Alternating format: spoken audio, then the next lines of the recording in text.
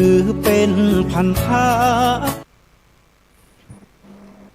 ศีลธรรมนำสุขทุกสมัยเราเป็นไทยเพราะมีธรรมประจำชาติหากไร้ศีลสิ้นธรรมต่ำอำนาจประเทศชาติจะอยู่ได้อย่างไรกัน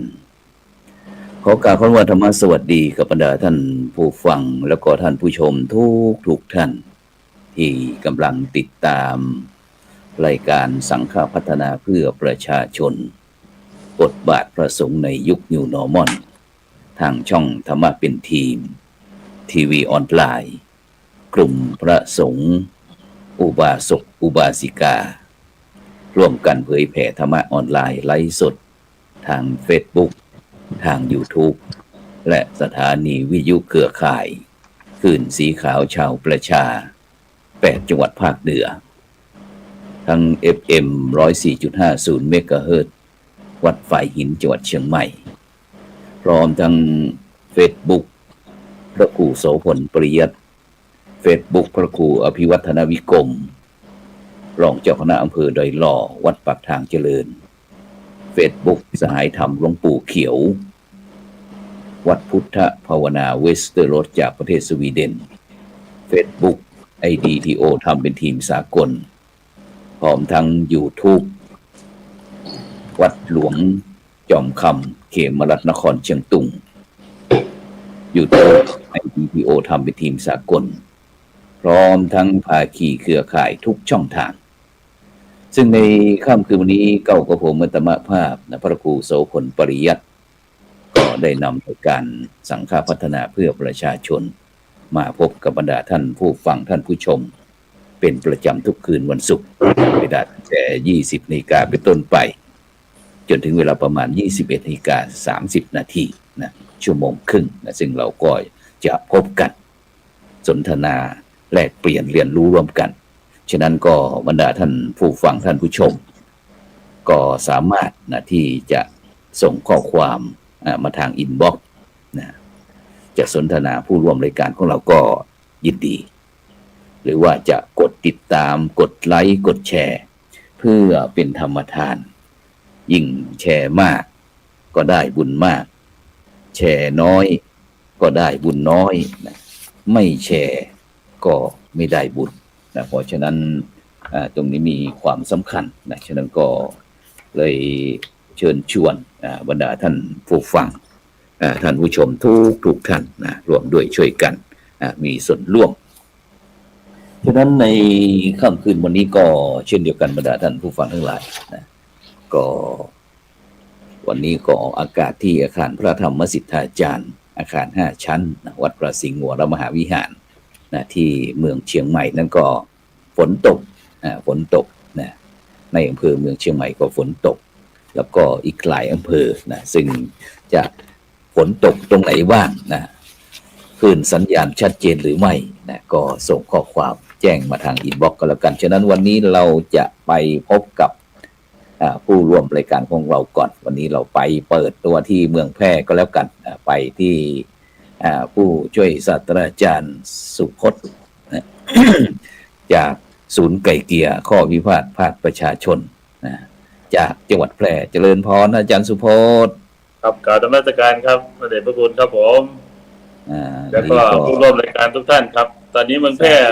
ลมกำลังแรงครับที่มวจรกำลังจะมาครับผมสาธุท่านอาจารย์สุพจน์แก้วไพฑูรย์นะไปที่ผู้ร่วมรายการของเราคนต่อไปเลยไปที่รองศาสตราจารย์ดร.อภิรมย์ศรีดาคำนะรองอธิการบดีฝ่ายกิจการทั่วไปจากมหาวิทยาลัยมหาจุฬาลงกรณราชวิทยาลัยเขตเชียงใหม่เจริญพรอาจารย์ดร.อภิรมย์เปิดไมค์นิดหนึ่ง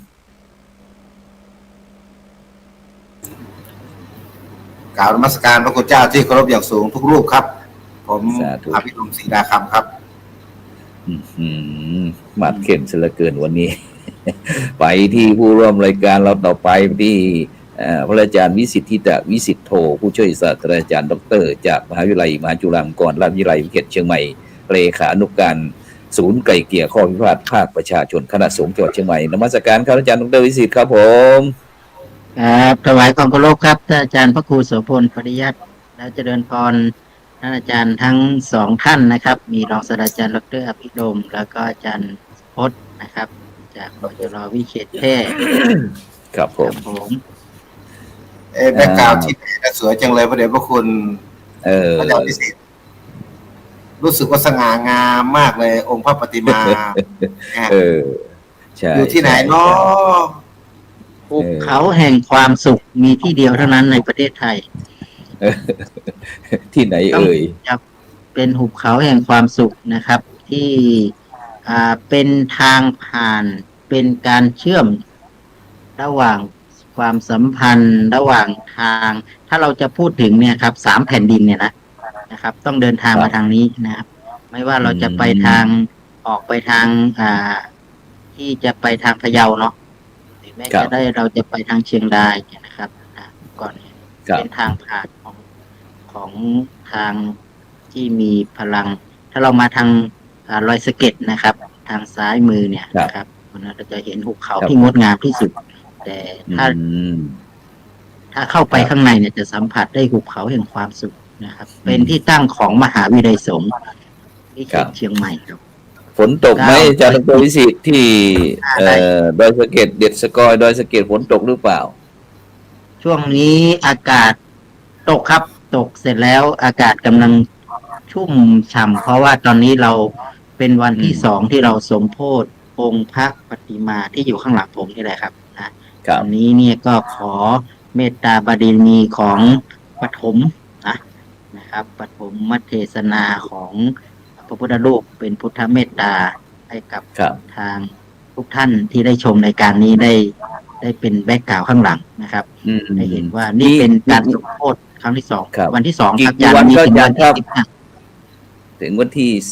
10ถึงวันที่5ครับอาจารย์วันที่5ครับผมตั้งแต่วันที่1แล้วก็วันนี้เป็นวันที่2นะครับเรามีการสมโภชแล้วก็มีการสวดธรรมจักรครับอาจารย์ครับสาธุธรรมจักรตั้งแต่ตอน 5:00 นะครับเริ่มตอนเช้าแล้วก็ปิดท้ายด้วยตอนทำวัดก็ใช้เวลาอยู่ประมาณเกือบ2ชั่วโมงครับเราสวดแล้วก็นะครับเป็นการเฉลิมฉลองแล้วก็สมโภชนะครับเป็นพระพุทธรูปนะครับที่เป็นสถิตฐานนะครับถือว่าเป็นพระพุทธรูปองค์แรกนะครับที่ของมจร.วิเขตเชียงใหม่หรือเป็นที่ประดิษฐานแห่งที่ตั้งแห่งภูเขาแห่งความสุขครับผม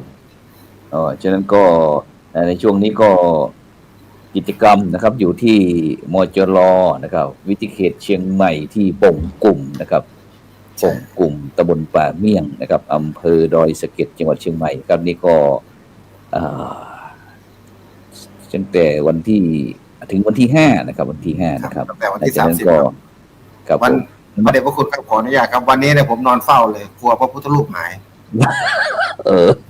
เหรอโอ้นโมทนาสาธุสาธุหน้าตันครับรู้สึก70นะฮะหนัก13ตันครับฐานอีก12ตันฐานองค์พระปฏิมาเนี่ยครับเป็นหินทรายปางปฐมเทศนาใหญ่มากครับใหญ่จริงเราก็เฉลิมฉลองกัน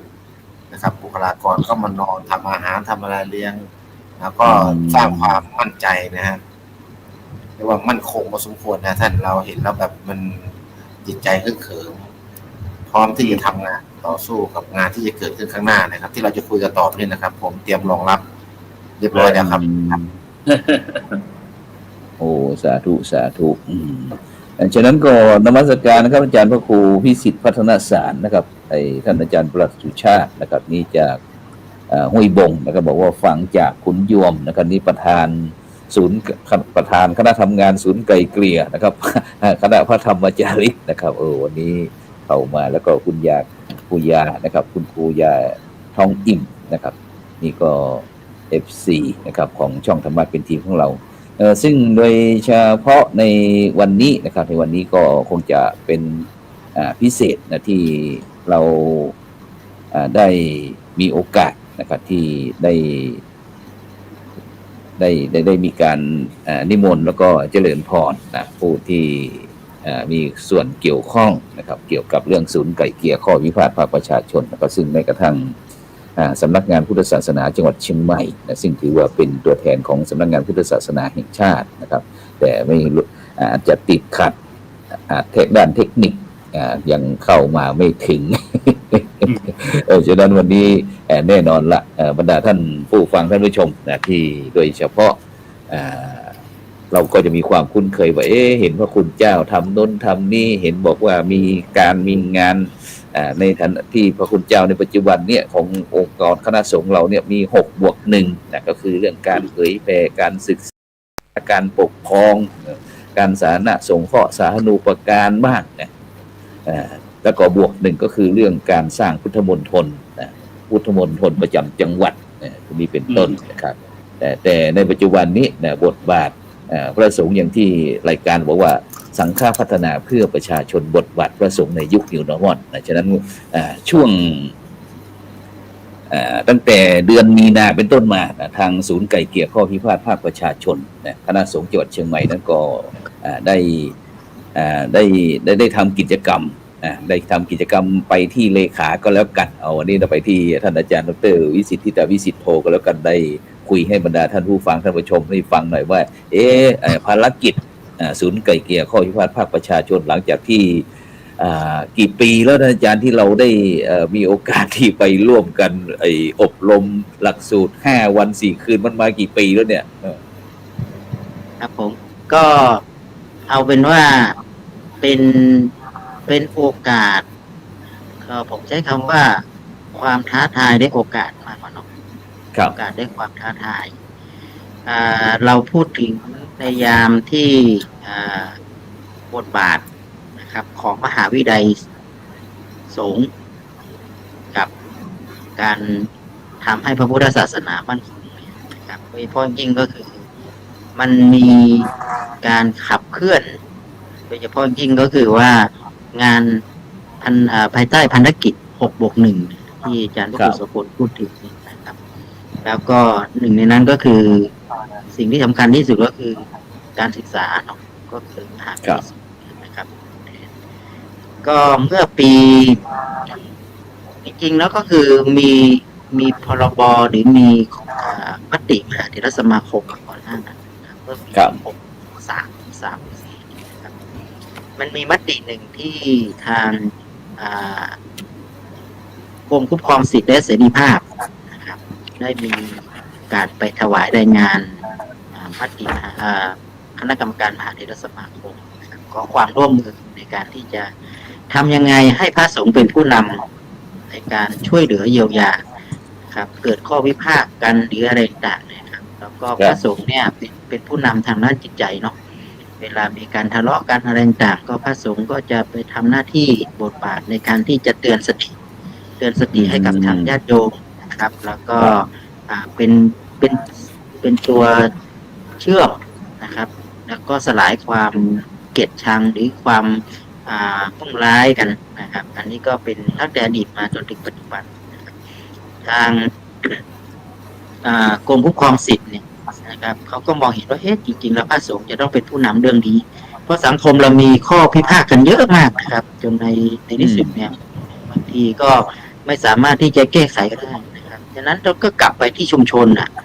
เลยโดยเฉพาะยิ่งถ้าชุมชนสามารถ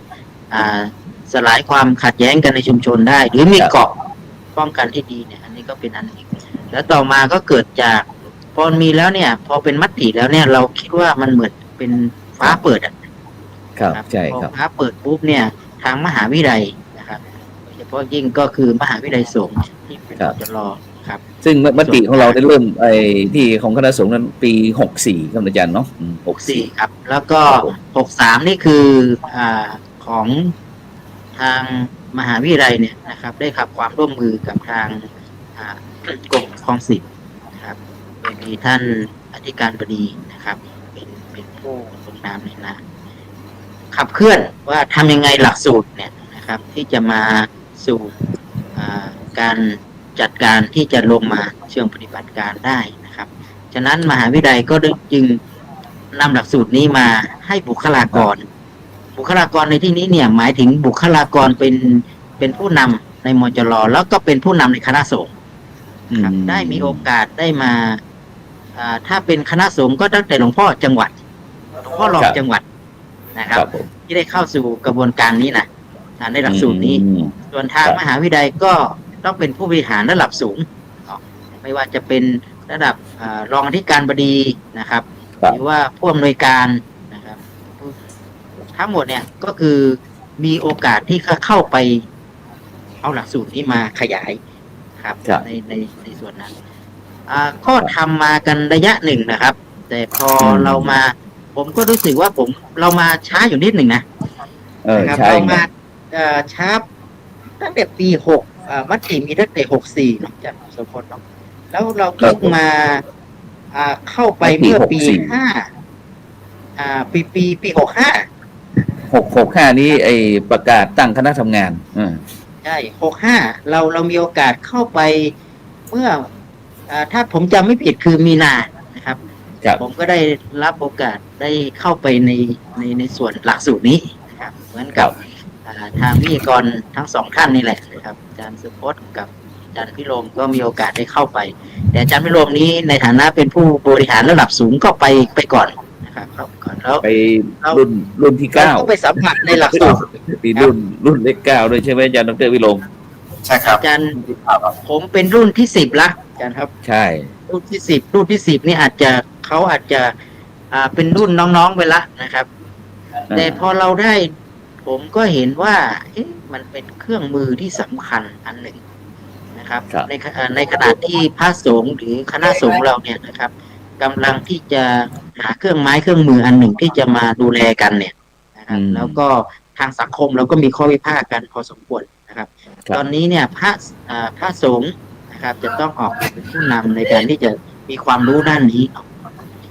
ก็มีโอกาสได้อบรมพออบรมเสร็จแล้วเนี่ยเราก็กลับมาครับทบทวนตัวเองก็คือเราลองทำดูสิ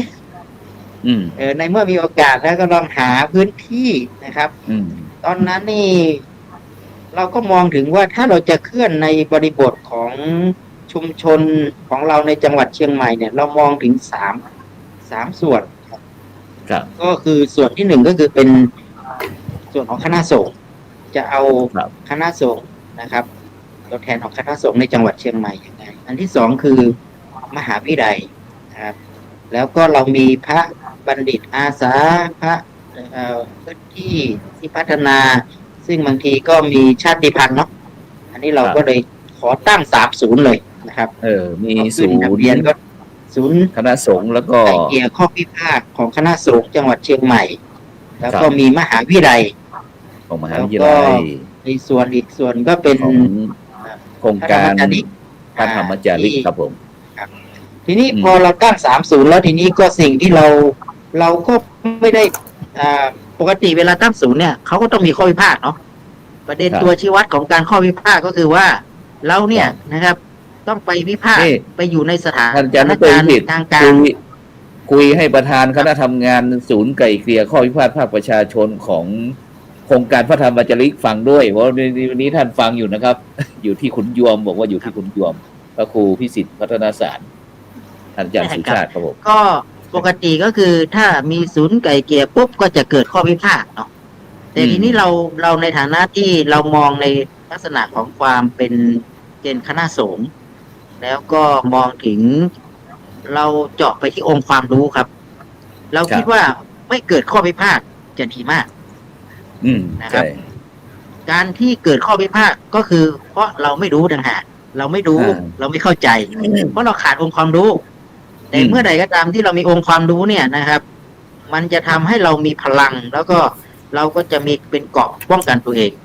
แล้วมันก็จะมีโอกาสที่จะไปเป็นเขาเรียกว่าเป็นภูมิคุ้มกันนะครับที่ไม่ให้เกิดข้อพิพาทกันนะครับเพราะเกิดข้อพิพาทกันปุ๊บเนี่ยมันจะอยู่ด้วยกันไม่ได้ละสังคมมันจะนั่นนะแต่ถ้าเกิดเมื่อใดก็ตามที่เรามีภูมิคุ้มกันที่ดีแล้วเราไม่มีพิพาทกันเนี่ยสังคมจะนำไปสู่สันติสุขเราเชื่ออย่างนี้นะครับฉะนั้นเนี่ยเราจึง ไม่เจาะไปที่ว่ามันเกิดเหตุแล้วเราจึงไปแก้ไข แต่เราจะไม่ให้มันเกิดเหตุ เราจะป้องกันฉะนั้นเราจึงจุดของเราเนี่ยเราก็ยืนยันกับทางกรมคุ้มครองสิทธิและเสรีภาพว่าเราจะให้ความรู้ แล้วเราจะเอาความรู้นำนะครับเราจะเอาความรู้นำแล้วสูตรของเราเนี่ยเราจะเอาทางธรรมนำทางโลกเราจะไม่เอาทางโลกมันนำทางธรรมเพราะเราคือสถาบันของคณะสงฆ์ฉะนั้นสิ่งที่สำคัญก็คือว่าเราจะเอาทางธรรมนำทางโลกนั่นก็คือหมายความว่าภายใต้พระธรรมวินัยนะครับแล้วก็อัตลักษณ์ของความเป็นพระเราเนี่ยนะครับฉะนั้นเราจึงกลับมาทบทวนว่าพระต้องดูแลกันเองก่อนนั่นก็คือเราจึงมีการถวายความรู้ให้กับพระสงฆ์ครับทีนี้พระสงฆ์เนี่ยก็เราก็อันที่หนึ่งก็คือว่าเราก็ถวายความรู้เนี่ยปกติเนี่ยเราถวายความรู้ด้านกฎหมายก็มันก็เป็นเรื่องทั่วๆไปเนาะอาจารย์พระครูสมบูรณ์ครับผมแต่เราเนี่ยนะครับทำคู่ขนานคือสถานการณ์ที่มันมีปัญหาก็คือเรื่องของความมั่นคงก็ดีเรื่องของสิ่งอะไรที่พระสงฆ์เราเนี่ยยังเจอปัญหาอยู่แล้วก็ยังแก้ไขปัญหาไม่ได้ไม่ว่าจะเป็นความเดิมล้ำความไม่เท่าเทียมกันด้านการศึกษาแม้กระทั่งการดูแลความมั่นคงของการที่ทำยังไงที่จะให้คณะสงฆ์เนี่ยนะครับเราก็หยิบยกเรื่องนี้เป็นเครื่องมือในการแก้ไขปัญหาไปพร้อมๆกันด้วยฉะนั้นเราก็จึงเป็นที่มาของการโดมพื้นที่ในการทำความเข้าใจอันที่หนึ่งก็คือเราเข้าใจเรื่องของพรบคณะสงฆ์ก่อนนะครับแล้วก็เข้าใจเรื่องพรบคณะสงฆ์เสร็จแล้วเนี่ยเราก็เข้าใจไปเรียนรู้เรื่องพรบการศึกษานะครับว่าพรบการศึกษากับ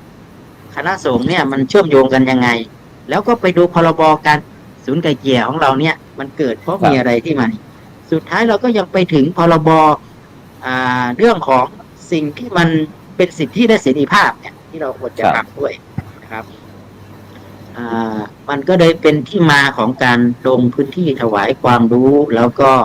เป็นการคืนข้อมูลว่าสถานการณ์ของเราตอนนี้เป็นยังไงบ้างนะครับแล้วก็เป็นการทำความเข้าใจกันระหว่างพระสงฆ์แล้วก็สิ่งสำคัญที่สุดเนี่ยเราก็ประสานกับภาคีข้างเครือข่ายที่อยู่ในพื้นที่ซึ่งเป็นฆราวาสเนาะเขาก็มีศูนย์ไกลเกลี่ยเราก็เอาศูนย์ไกลเกลี่ยที่เขามีอยู่เนี่ยมาให้พระได้รู้จักกันบ้างนะครับว่าตอนนี้ฆราวาสเขามีเครื่องไม้เครื่องมือแบบนี้นะแล้วเราในฐานะที่เป็นพระสงฆ์เนี่ยเราก็จะทำยังไงที่จะเข้าไปเป็นที่ปรึกษาหรือแม้กระทั่งเข้าไปมีบทบาทเป็นผู้นำครับ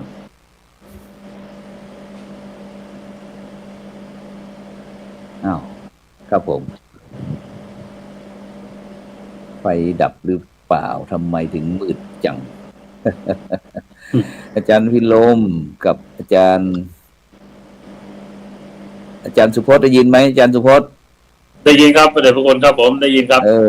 อาจารย์พิโรมทำไมมืดลงล่ะอาจารย์พิโรมกับท่านพระมหาภิสิทธิ์อาจารย์สุพจน์ในฐานะที่เป็นได้ผ่านการอบรมศูนย์ไกล่เกลี่ยข้อพิพาทภาคประชาชนเหมือนกันนะที่จังหวัดแพร่เห็นเมื่อก่อนนี้เราเวลามีเรื่องมีอะไรต่างๆนั้นทางส่วนมากนั้นพี่น้องที่ได้รับผลกระทบมันก็จะไปทางสถานีตำรวจบ้างอะไรบ้างต่างๆเนี่ยแต่ในปัจจุบันเนี่ย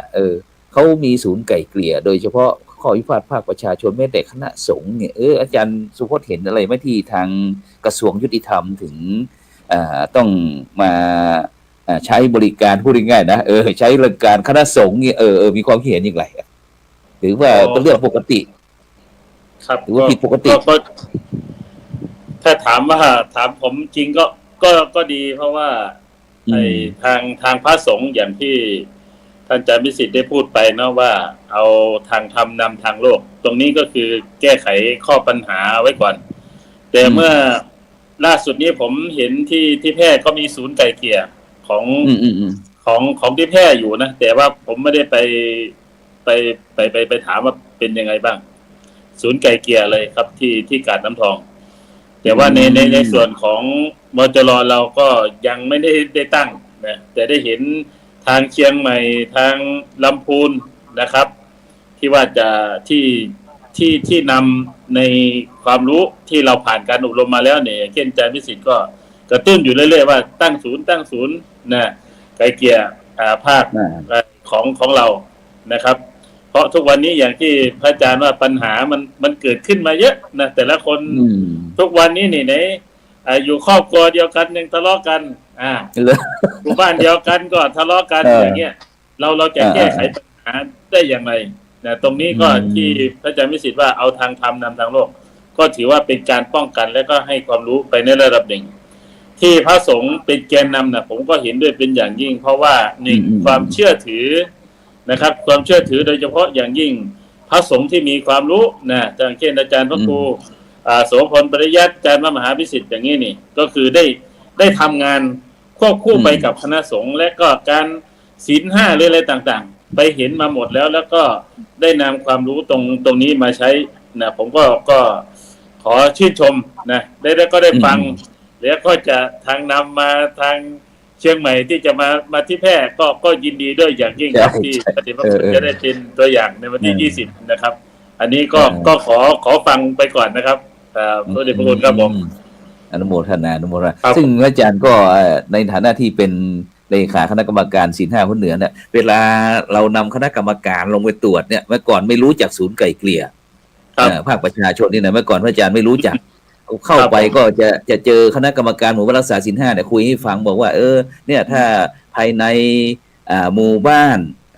ที่หมู่บ้านรักษาศีล5ต้นแบบเนี่ยมีเรื่องมีราวอะไรก็จะมีศูนย์ไก่เกลี่ยข้อพิพาทภาคประชาชนในตรงนั้นทำอย่างนั้นทำอย่างนี้พอดีก็ได้รับการเชิญนิมนต์ชวนนี่แหละจากมจรด้วยนะว่าไปหน่อยในนามคณะสงฆ์อาจารย์ดร.วิสิทธิ์นี่แหละไปเราก็ไปความจริงแต่มันก็เป็นองค์ความรู้ใหม่นะเพราะว่าเมื่อก่อนพระสงฆ์เราส่วนมากก็สังคมก็อาจจะมองอีกรูปแบบหนึ่งว่ามันไม่ใช่หน้าที่ของพระสงฆ์ไม่ใช่บทบาทพระสงฆ์ที่จะต้องมาทำตรงนี้หยุดตรงนี้นะแต่เมื่อกี้ที่พระอาจารย์ได้ถามท่านอาจารย์สุวัฒน์ไปว่ามันผิดปกติไหมมันทำแม่งไหมหรือว่ามันเป็นอย่างไรมุมมองนะซึ่งก็อาจารย์สุวัฒน์ก็บอกว่าดีนะที่เพราะว่าการที่เราจะอย่างที่อาจารย์ดร.วิสิทธิ์ก็พูดกันบอกว่าการนำหลักธรรมนำการเมืองอะไรต่างๆเนี่ยเข้ามาเพื่อที่เพราะว่าสังคมเรามันเกิดการแตกแยกโดยเฉพาะเรื่องการคำว่าไกล่เกลี่ยเนี่ยหมายถึงการประนีประนอมการหาทางออกที่เป็นกลางหรือว่าที่เป็นธรรมแก่ทั้งสองฝ่ายเพื่อที่จะลดความขัดแย้งโดยไม่ต้องใช้ความรุนแรงหรือว่ามีการฟ้องร้องกันที่เราปัจจุบันเราจะเห็นทางราชการเราก็จะบอกว่าเนี่ยในปัจจุบันอย่างศาลเนี่ยกว่าจะพิจารณาทีไม่ต้องมารู้กี่ปีกี่ชาตินะกว่าจะหมดเพราะอะไรเพราะว่าปัญหาที่มันเกิดขึ้นจากน้ำมือมนุษย์หรือว่าจากการดำเนินชีวิตของมนุษย์มันไปกองมันไม่ยอมกันไงต่างคนก็ต่างอยากชนะแต่ถ้าไก่เกลี่ยเนี่ยมันวินทั้งคู่ฉะนั้นเราจะไปที่ท่านอาจารย์รองศาสตราจารย์ดร.วิโรมศรีเดชคำหน่อยว่าในฐานะที่ถามคำเดียวกันนี่แหละว่ามันที่เขามอบหมายภารกิจให้คณะสงฆ์เรามีส่วนร่วมเนี่ยมันเหมาะควรกับยุคสมัยไหมท่านอาจารย์ดร.อภิรมย์ศูนย์เป็นผู้ไกล่เกลี่ยเนี่ยขออภัยไฟดับครับไฟดับเดี๋ยวยังไม่ได้ครับเดี๋ยวคืออย่างนี้ครับพระเดชพระคุณที่ผมได้ร่วมงานกับคณะสงฆ์ซึ่งมีท่านพระครูเป็นประธานเนี่ยนะ 2-3 ครั้งนะครับผมเห็นอะไรบางอย่างที่เกิดขึ้นกับคณะสงฆ์ไทยแล้วก็เท่าที่ได้คุยกับท่านพระอาจารย์วิสิทธิ์ได้ไปพบกับพระมหาเถระจังหวัดต่างๆในเครือข่ายของเราเนี่ยนะและได้ทราบถึงมติของมหาเถรสมาคมหรือว่าคำสั่งที่ออกมาเนี่ยแล้วมันเป็นกฎหมายนะครับปี64ที่มหาเถรสมาคมได้ออกคำสั่งมาให้คณะสงฆ์ได้เข้ามีส่วนร่วมในการไกล่เกลี่ยในการอะไรพวกนี้มียุติธรรมอะไรทั้งหลายเนี่ยนะทีนี้4 ปีผ่านไปเนี่ยผมเชื่อโดยบริสุทธิ์นะครับว่าคณะสงฆ์ในประเทศไทย ยังไม่มีที่ไหนทำเหมือนกับเชียงใหม่ อืม พอเชียงใหม่ท่านพระครูโสพลปริยัติเนี่ยแล้วก็ท่านผู้ช่วยศาสตราจารย์ดร.ภวิสิทธิธรรมเนี่ยมันเกิดมิติใหม่เข้ามา แล้วตอนนี้เนี่ยมันเป็นความหวังของคณะสงฆ์โอกาสดีๆเนี่ยมันจะเคาะประตูเราเพียงครั้งเดียวตอนนี้มันมาเคาะประตูแล้วพวกท่านก็รับภาระหน้าที่ในการทำข่าวนี้ถือว่าสุดยอดผมคุยกับท่านวิสิทธิ์เมื่อตอนกลางวันนี้ว่าผมอยากจะได้กระบวนการในการทำงานของศูนย์ไก่เกลี่ยจังหวัดเชียงใหม่ซึ่งมีพระอาจารย์เป็นประธานเนี่ยให้เป็นตัวอย่างผมเชื่อว่าหลายจังหวัดที่เขาไม่รู้จะไปทางไหนฮะเขาไม่รู้จะเริ่มต้นอย่างไรเผอิญว่าเราเนี่ยโชคดีนะครับได้ไปอบรมผ่านนะได้รับสิทธิ์นะศักดิ์และสิทธิ์ในการตั้งศูนย์อันเนี้ยคือโอกาสดีๆนะที่เราได้มาเนี่ยมันเป็นบุญวาสนาโดยนะท่านนะผมเชื่ออย่างนั้นนะว่าพอได้มาปั๊บแล้วพระวิสิทธิ์ก็เป็นคนที่ไม่อยู่เฉยนะกับพระอาจารย์เนี่ยก็ไม่อยู่เฉยอยู่เฉยมาหาเรื่องนะครับหาเรื่องทำงานหาเรื่องทำงานพอเห็นคำสั่งทั้งหลายของมหาเถรสมาคมออกมาเนี่ยโอ้โหจริงๆผมก็ไม่เคยเห็นนะผมก็เพิ่งไปเห็นกับที่พระอาจารย์ผมก็อ่านดูโอ้ก็สำนักงานพุทธศาสนาก็ยังไม่เคยเห็นเลยอ่ะใช่ตอนนี้ท่านเอาสำนักงานพุทธศาสนามายุติธรรมจังหวัดมาสำนักงานศาลแขวงเชียงใหม่มาเป็นวิทยากรนะรวมกับพวกเราด้วยเนี่ยผมว่าอันนี้มาสุดยอดคณะสงฆ์เนี่ยนะคณะสงฆ์เนี่ยผมเชื่อนะฮะเจ้าคณะจังหวัดทุกจังหวัดถ้ารู้อย่างนี้นะฮะว่ารู้กระบวนการทำอย่างนี้นะผมเชื่อว่าพระสงฆ์จะมีโอกาสได้ทำงานกับประชาชนอย่างแบบเป็นเนื้อเดียวกันนะครับเพราะว่าอดีตในครั้งโบราณกาลนานมาแล้วพระสงฆ์ก็เป็นผู้นำทางจิตวิญญาณและก็สังคมแต่ตอนนี้มันจะกลับมาอีกนะถ้าเราไม่ช่วยกันตอนนี้ผมเห็นทางเดียวจริงๆที่คณะสงฆ์จะอยู่ได้เนี่ยก็คืออย่างนี้ครับเจริญพรไกลเกลี่ยภาคประชาชนนี่แหละครับมาอบรมหลักสูตรพรบไกลเกลี่ยภาคประชาชนปีพุทธศักราช2562นี้เท่านั้นครับแล้วพระสงฆ์ทำอย่างนี้ทุกจังหวัดนะโอ้โหผมว่าใครจะเข้ามากำกลายกับคณะสงฆ์ครับนี่คือสิ่งที่ผมวาดหวังไว้เลยนะมจร.นะครับมจร.เป็นผู้นำสนองงานคณะสงฆ์นะครับบุคลากรของมหาวิทยาลัยที่รับการอบรมมาบุคลากรของคณะสงฆ์ทุกอำเภอ25อำเภอของเราที่เราคุยกันเนี่ยว่าถ้าได้ทุกอำเภอนี่คือความฝันอันสูงสุดตายไปก็นอนตาหลับนะพระอาจารย์สาธุ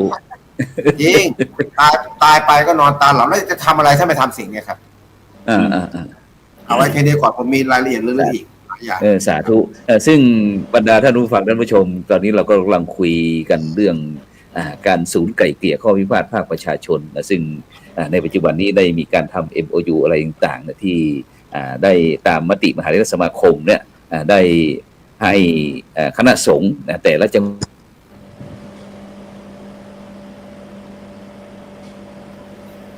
เสียหายครับเพื่อที่จะได้บำบัดทุกข์บำรุงสุขหรือว่าได้ช่วยแก้ปัญหาทั้งเรื่องที่ในวัดบ้างแล้วก็ในเรื่องทั้งที่ต้องพึ่งพี่น้องประชาชนพึ่งพาบ้างซึ่งหลายเสียงก็บอกว่าเดี๋ยวนี้ศูนย์ไกล่เกลี่ยภาคประชาชนนี่นะมันเป็นอาชีพใหม่นะครับอาจารย์เนี่ยเขาบอกอย่างนี้ท่านอาจารย์ดร.วิสิทธิ์เป็นอาชีพใหม่นะครับกำลังยอดฮิตด้วยเพราะอะไรเพราะว่ามันมีรายได้ด้วยถ้าศูนย์ไกล่เกลี่ยไหนที่ได้ทำงานเนี่ยได้ไกล่เกลี่ยเสร็จสมบูรณ์เคสหนึ่งเนี่ยเขาทางกระทรวงยุติธรรมเขาจ่ายให้800อย่างเงี้ยท่านอาจารย์ดร.วิสิทธิ์ซึ่งเราก็ได้ยินเข้าหูเหมือนกันแต่ศูนย์ไกล่เกลี่ยคณะสงฆ์จังหวัดเชียงใหม่เราเนี่ยท่านอาจารย์ครับอาจารย์ดร.วิสิทธิ์ในฐานะที่เป็นมันสมองหรือว่านักคิดนะครับนักทำนักปฏิบัติอะไรต่างๆเนี่ยอาจารย์คิดนอกกรอบจากที่เขาว่าไว้ที่เพราะว่าศูนย์ไกล่เกลี่ยเนี่ยในปัจจุบันนอกจากที่จะมีที่ทั้งสถานีตำรวจทั้งอบต.ทั้งเทศบาลหรือว่าพี่น้องประชาชนที่เข้าไปรับการอบรมเนี่ยเพราะว่าการอบรมเนี่ยมันจะต้องมีการรับรองมาตรฐานจากกระทรวงยุติธรรมเนี่ยท่านอาจารย์คิดยังไงถึงมา อย่างที่ท่านอาจารย์ดร.วิรมบอกว่าเนี่ยไปทำยังไงเนี่ยความจริงทุกศูนย์นี่ต้องไปบริการอย่างนั้นอย่างนี้รับงานอย่างนั้นอย่างนี้แล้วก็ประสานกับยุติธรรมจังหวัดแต่ของเรากลับเป็นแบบนี้ครับอาจารย์พระครูโสพลอยากทำความเข้าใจอย่างนี้ว่า4-5 ปีย้อนหลังไปหรือว่า10 ปีเนี่ยสังคมเราบอบช้ำกับเรื่องทัศนคติที่แตกต่างกันไม่ว่าจะเป็นทางวัฒนธรรมไม่ว่าทางเป็นการเมืองชัดเจนเนาะเรามีการแบ่งขั้วกันชัดเจนมากใช่ไหมครับความคิดนี่แตกกันอย่างนี้มันเหมือนกับว่าสังคมกำลังป่วยสังคมกำลังป่วยแล้วทีนี้เนี่ยเราก็พยายามที่จะใช้กฎหมายครับยิ่งใช้กฎหมายเราก็ยิ่งมีข้อพิพาทกันมากขึ้นยิ่งเพิ่มปัญหาไม่ได้แก้ปัญหามากขึ้นแล้วเราก็ยิ่งรู้สึกว่ามีความรู้ด้านกฎหมายมากขึ้นเราก็ยิ่งใช้สิทธิของเราเนี่ยบางทีมันก็เกินเนาะเกินขอบเขตแล้วไปผสมกับความโลภความโกรธความหลงเข้าไปอีกนะครับทีเนี้ยพอสังคมมันป่วยอย่างนี้เนี่ยนะครับเราจะใช้ธรรมะโดยใช้ธรรมะแบบทั่วๆไปเนี่ยคิดว่ามันไม่ได้แล้วก็มันไม่เหมาะด้วยนะครับเราจะไปเทศอะไรจะต่างที่มันไม่ใช่ละทีนี้เมื่อสังคมมันป่วยอย่างนี้เนี่ยนะครับผมก็เหมือนกันว่าผมพยายามว่าเราน่าจะมีเครื่องไม้เครื่องมืออะไรสักอย่างหนึ่งนะครับที่จะทำให้เราเนี่ยทำงานแล้วก็รู้สึกว่าการทำงานของเราเนี่ยเราเอาทางธรรมนำทางโลกคือพระธรรมวินัยแล้วก็จะมีแบ็กกราวด์ที่มันอยู่ภายใต้กรอบกฎหมายนะครับฉะนั้นเนี่ยมันเหมือนกับว่าศูนย์ไก่เกลียเนี่ยเกิดขึ้นมาภายใต้วิกฤตนะแล้วก็จะเป็นเครื่องมือที่สำคัญให้กับคณะสงฆ์เลยซ้ำว่าถ้าเกิดเมื่อใดก็ตามเนี่ยคณะสงฆ์เอาเครื่องมือนี้ขึ้นมาใช้เนี่ยมันจะทำให้สังคมตื่นรู้แล้วพระสงฆ์เราเนี่ยจะเป็นกลับมาเป็นผู้นำครับเพราะว่าเราก็คือถ้าเราใช้ศูนย์ไก่เกลียแล้วใช้เขามีข้อพิพาทหรือไม่เกิดข้อพิพาทเนี่ยนะครับมันจะทำให้สันติเนี่ยสันติสุขที่เราพูดถึงสันติสุขมันเกิดขึ้นแต่สันติสุขก็เกิดขึ้นภายในฉะนั้นไม่มีใครเหมาะเท่ากับพระสงฆ์แหละครับที่ออกมาทำเรื่องนี้เพราะว่าพระสงฆ์เนี่ยเป็นกลางที่สุดแล้วถ้าเราเชื่อถือว่าตอนนี้นะครับไม่แต่ถ้าผู้พิพากษาก็จริงหรือว่าแม้กระทั่งเนี่ยเราก็ยังไม่เหมือนกับพระนะอาจารย์พระครูสมบูรณ์อันนี้ผมพูดถึงว่าทำไมพระต้องลุกขึ้นมาทำเรื่องนี้ใช่ไหมครับระหว่างผู้พิพากษากับพระโยมเขาก็ต้องพึ่งพระก่อนนะใช่ไหมอาจารย์อันนี้ผมว่าพระเป็นอย่างน้อยพระท่านก็เป็นนักบวชโอเคล่ะท่านไม่ปักไฟได้ไฟหนึ่งแน่นอนแล้วยิ่งกว่านั้นก็คือพระท่านเนี่ยนะครับก็เตือนสติสังคมได้เตือนสติญาติโยมได้ว่าโยมเป็นอย่างนั้นอย่างนี้มันเป็นปัญหาอย่างนี้เนี่ยมันทำให้ความที่มันความโกรธความใดพวกนี้มันเริ่มสลายเห็นไหมนั่นก็คือการเผยแผ่ธรรมของเรานี่แหละอาจารย์พระครูโสพลนะครับการเผยแผ่ธรรมแต่การเผยแผ่ธรรมทั้งนี้มันไปเป็นกองทัพธรรมครับมันไม่ได้ไปแค่พระอย่างเดียวมันยังมีคำว่ายุติธรรมยังมีคำว่ายุติธรรมคือกระทรวงยุติธรรมที่ภายใต้กรมคุ้มครองสิทธินะครับเสรีภาพหรือแม้กระทั่งสิทธิมนุษยชนใช่ไหมครับเราพูดถึงเนาะความเป็นมนุษย์ความเป็นการแล้วนำไปสู่การที่เรายังมีนักกฎหมายข้อที่จะต้องมาสนองงานฉะนั้นเนี่ยพระสงฆ์เราเนี่ยมีเครื่องไม้เครื่องมือเยอะมากเลยทีนี้เราไม่ได้ทำงานคนเดียวพอมีข้อวิพากษ์กันพวกเข้ามาเนี่ยผมว่าพระเนี่ยครับทำหน้าที่เรื่องนี้ชัดเจนมากเลยอาจารย์พระครูโสพลแล้วเราก็ขึ้นทะเบียนแล้วทีเนี้ยส่วนของพระเนี่ยอาจารย์ในเราก็ถือว่าเราก็ใช้สิทธิ์เนาะใช้สิทธิ์ที่เรายังเป็นสิทธิ์ไม่ใช่ว่ามันไปผิดกับพระธรรมวินัยอันนี้ผมพูดถึงก็คือว่าชอบด้วยพระธรรมวินัยชอบด้วยมติมหาเถรสมาคมแล้วก็ชอบด้วยกฎหมายบ้านเมืองหรือพรบการคุ้มครองเนี่ยอันนี้ต่างหากเลยไม่มีเครื่องไม้เครื่องมืออะไรที่เหมาะกับที่เราจะทำงานเผยแผ่มากกว่านี้แล้ว นะครับ ครับ แม้กระทั่งเรามีพระวิญญาธิการจัดพระวิญญาธิการก็อยู่ภายใต้ของคำสั่งเนาะว่าอยู่ในการกำกับดูแลของคณะสงฆ์แต่เราก็ยังไปใช้ในลักษณะที่จะไปทำหน้าที่ที่มันเป็นข้อพิพาทกันระหว่างประชาชนกับเนี้ยเราก็ทำไม่ได้นะครับ ใช่ไหมครับฉะนั้นเราดูแลพระกับพระเท่านั้นฉะนั้นเราก็จะเห็นพระวิญญาธิการเวลาจะไปติดเตียนหรือมีพระอะไรที่ทำผิดมาเราก็ต้องอาศัยทางสำนักพุทธทางเจ้าหน้าที่ตำรวจเข้าไปเนี่ยอะไรเดี๋ยวเราเปลี่ยนบทบาทสิเคลียร์ของเราให้เรียบร้อยแล้วก็ให้ความรู้กับคนที่อยู่ในนะครับแล้วพระรู้ขึ้นมาดูเรื่องเผยแผ่อย่างเงี้ยผมก็มองว่าหมู่บ้านศีลห้านะครับเราเริ่มมีองค์ความรู้จากหมู่บ้านศีลห้าเราเริ่มมีองค์ความรู้กับโครงการประชารัฐนู่นนี่นั่นเนาะเราก็จะเห็นการมีส่วนร่วมนู่นนี่นั่นยิ่งหมู่บ้านศีลห้าจะเห็นชัดเจนมากว่าเรามีข้อพิพาทกันเยอะมากแต่ถ้าเกิดว่าเอาศูนย์ไกลเกลี่ยขึ้นมาคณะสงฆ์ปฏิรูปเป็นเชิงลุกว่าลองอย่างน้อยเนี่ยภายในจังหวัดเนี่ยเราจะลดข้อพิพาทลงมีอยู่ว่าประมาณอยู่5,000 เรื่องเนี่ยมันใน5,000 เรื่องเราจะลดให้มันเหลือแค่ 1,000 โอ้ถ้ามันทำได้นะอาจารย์นพสุพล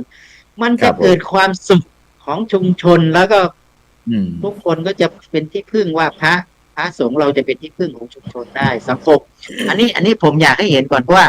สังคมเราป่วยเรามีปัญหาเรื่องนี้แล้วสังคมก็บอกช้ำเราก็มีสถานการณ์อะไรเยอะแยะมากผมก็เลยมองว่าการทำงานศูนย์ไกลเกลี่ยมันเป็นโอกาสได้ความท้าทายนะครับแต่ทีนี้มันจะท้าทายยังไงสิ่งที่เราจะต้องเข้าใจว่ามันท้าทายก็คือสถานการณ์บีบบังคับแล้วครับตอนนี้ถ้าเกิดว่าพระสงฆ์เราไม่รู้ ไม่มีความรู้ด้านนี้นะอาจารย์สุพจน์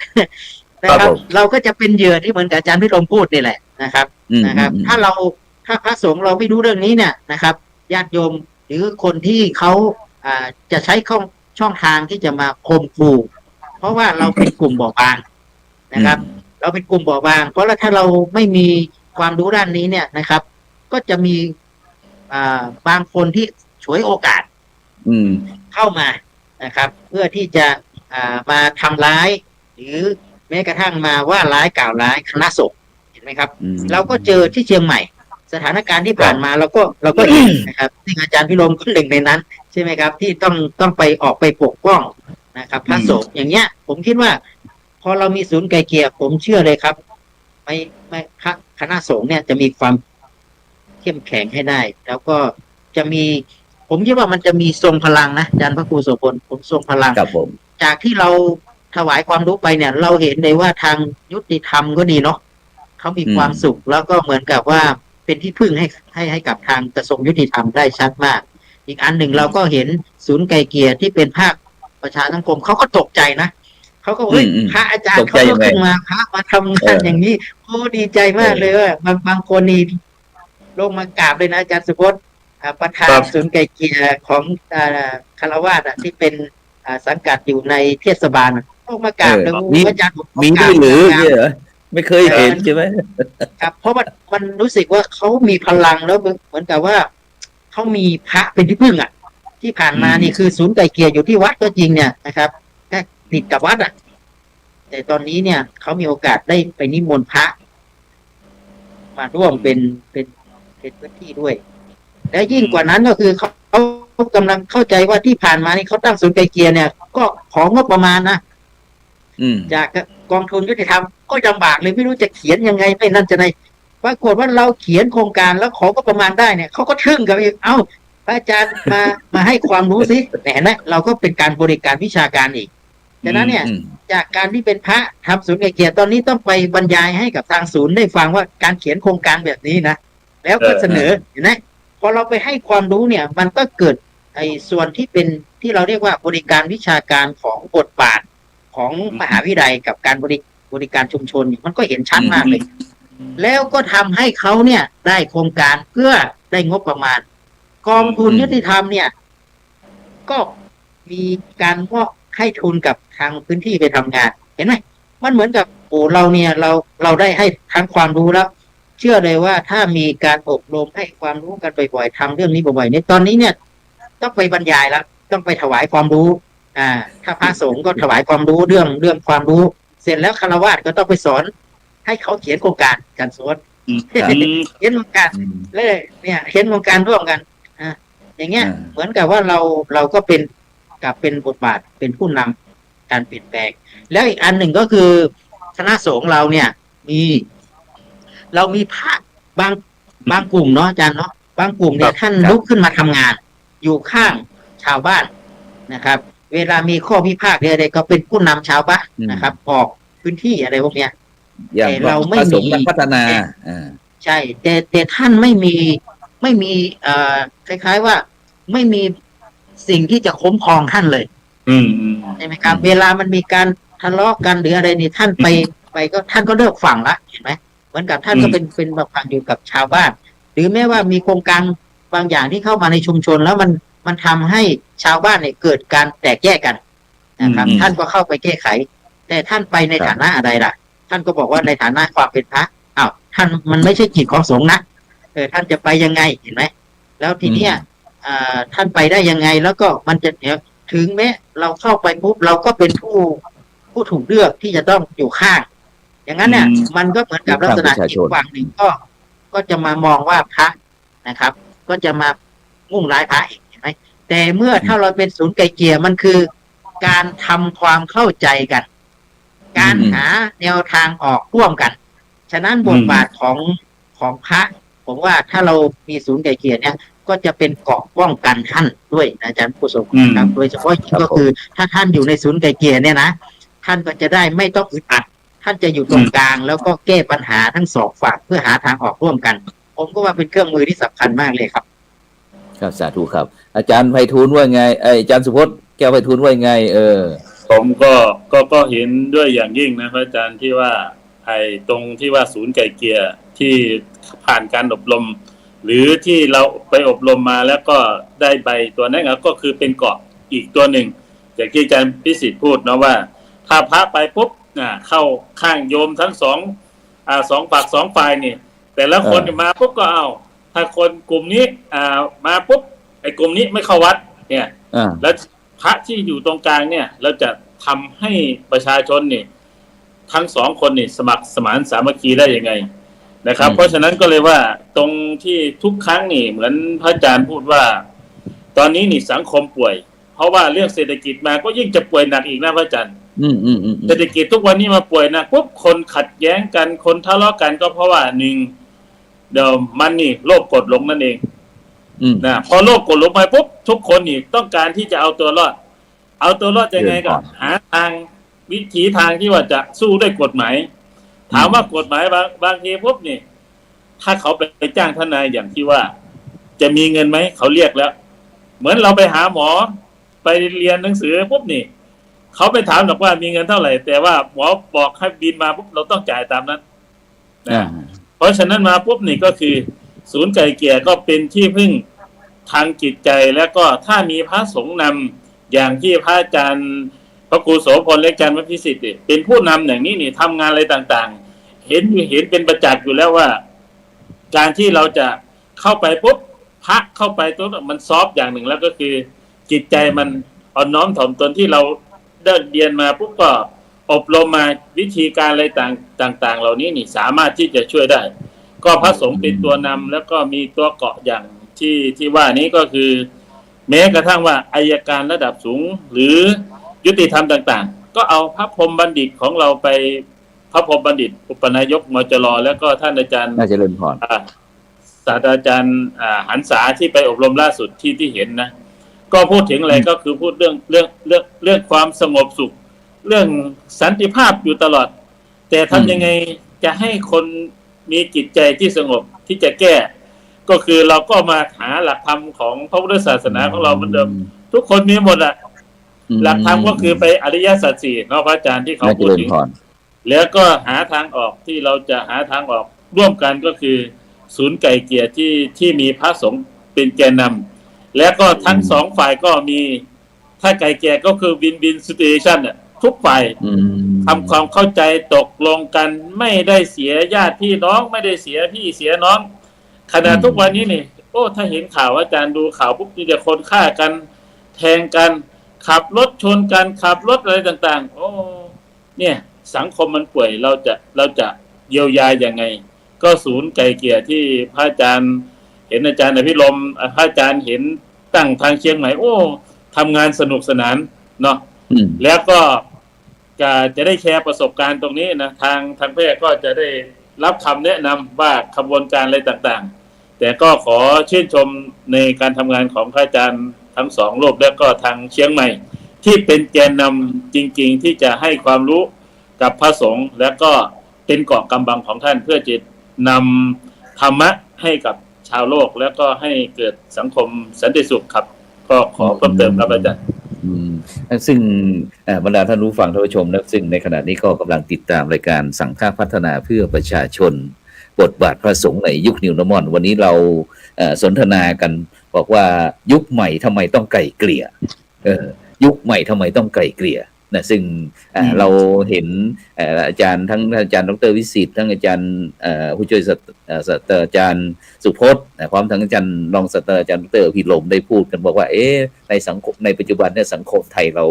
ป่วยนะซึ่งโดยเฉพาะซึ่งถ้ารวบรวมจากทั้ง3ท่านแล้วก็จะเห็นบอกว่าในปัจจุบันเนี่ยประเทศไทยเราเป็นพี่น้องประชาชนนับถือพุทธศาสนาเยอะประมาณ 90% ซึ่งโดยเฉพาะเมื่อก่อนบทบาทพระเราก็จะมีส่วนเกี่ยวข้องกับชุมชนสังคมอะไรเป็นส่วนมากนะแต่ช่วงหลังๆก็อาจจะมีการเปลี่ยนแปลงไปตามยุคตามสมัยแต่ที่นี้สังคมเราเกิดการอย่างที่ความคิดเห็นไม่ตรงกันนี่แหละเกิดการแบ่งพรรคแบ่งพายแบ่งสีแบ่งพวกสีนั้นสีนี้ต่างๆนะซึ่งก็มีทั้งปฏิวัติรัฐประหารอะไรต่างๆมาแต่ปัญหามันก็ไม่เคยจบซึ่งมียุคท่านพลเอกประยุทธ์จันทร์โอชาที่เป็นนายกรัฐมนตรีนั่นแหละก็เข้าไปปรึกษาพระเดชคุณหลวงพ่อเจ้าพระคุณสมเด็จพระมหาราชมังคลาจารย์บอกว่าจะทำอย่างไรดีนะให้สังคมเพราะว่าจะไปส่วนราชการก็ไม่เชื่อไม่ฟังกันแล้วทีนี้ต่างคนต่างฝ่ายต่างคนก็จะชนะก็เลยหลวงพ่อก็เลยบอกว่าอย่างนั้นก็เอาเป็นโครงการหมู่บ้านรักษาศีล 5นะซึ่งโครงการหมู่บ้านรักษาศีล 5เนี่ยเป็นการพัฒนาต่อยอดให้ชุมชนโดยเฉพาะพัฒนาหมู่บ้านสังคมประเทศชาติโดยตรงแล้วก็ยังมีโครงการอีกสำรับอีกนะท่านอาจารย์สุวัฒน์เป็นโครงการวัดประชารัฐสร้างสุขเพราะว่าเราเดินไปสองคู่ขนานกันไงทั้งชุมชนก็พัฒนาทั้งวัดก็พัฒนาจนถึงปัจจุบันเนี่ยออกมาในรูปแบบที่ว่าที่พระอาจารย์ได้คุยฟังบอกว่าพระอาจารย์เข้าลงไปงานหมู่บ้านรักษาศีล 5ทำไมมันมีศูนย์ไก่เกลี่ยประจำหมู่บ้านอะไรอย่างนี้ต่างๆเนี่ยซึ่งมีทั้งกระทรวงมหาดไทยกระทรวงยุติธรรมกระทรวงอะไรต่างๆเนี่ยที่แม้กระทั่งเกี่ยวกับเรื่องเศรษฐกิจสังคมอะไรต่างๆเนี่ยก็เข้ามานะโดยเฉพาะหมู่บ้านรักษาศีล 5เนี่ยมีท่านผู้ว่ามีปลัดกระทรวงมหาดไทยเมื่อยุคปลัดเก่งนี่นะโอ้โหนะท่านลงมาเลยนะปลัดกระทรวงมหาดไทยเนี่ยลงมาให้ผู้ว่าราชการจังหวัดแต่ละจังหวัดท่านรองผู้ว่าท่านนายอำเภออะไรต่างเวลาคณะกรรมการหมู่บ้านรักษาศีล 5ลงเนี่ยทั้งคณะกรรมการในท้องที่ต่างๆเนี่ยจะกลับมาต้อนรับหรือว่ามาพบปะกับคณะกรรมการของเราก็จะรายงานให้พวกเราได้ทราบเป็นอย่างนั้นเป็นนี้แก้ปัญหาอย่างนั้นอย่างนี้ต่างๆเนี่ยฉะนั้นอาจารย์ดร.พิรมในฐานะที่เป็นผู้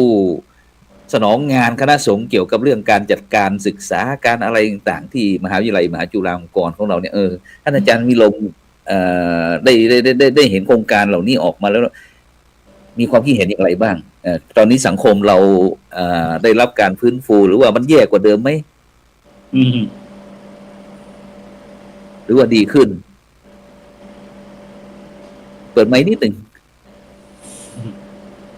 ครับมันเป็นเรื่องธรรมดาครับ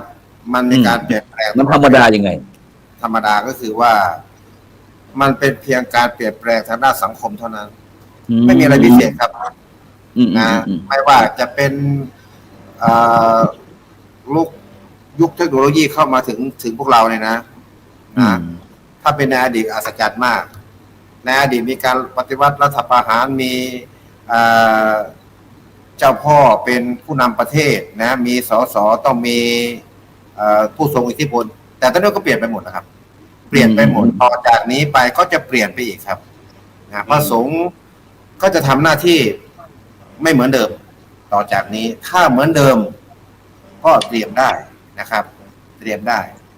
ผมเคยคุยกับเพื่อนๆที่ทำงานสมาพันธ์ชาวพุทธด้วยกันเนี่ยครับบอกไม่เกิน20 ปีเราจะเห็นการเปลี่ยนแปลงคณะสงฆ์ไทยเปลี่ยนแปลงศาสนาในประเทศนี้เปลี่ยนแปลงครับแต่จะอย่างด้านไหนนั้นผมยังไม่รู้แต่ที่เรารู้คือว่าขณะนี้เนี่ยคณะสงฆ์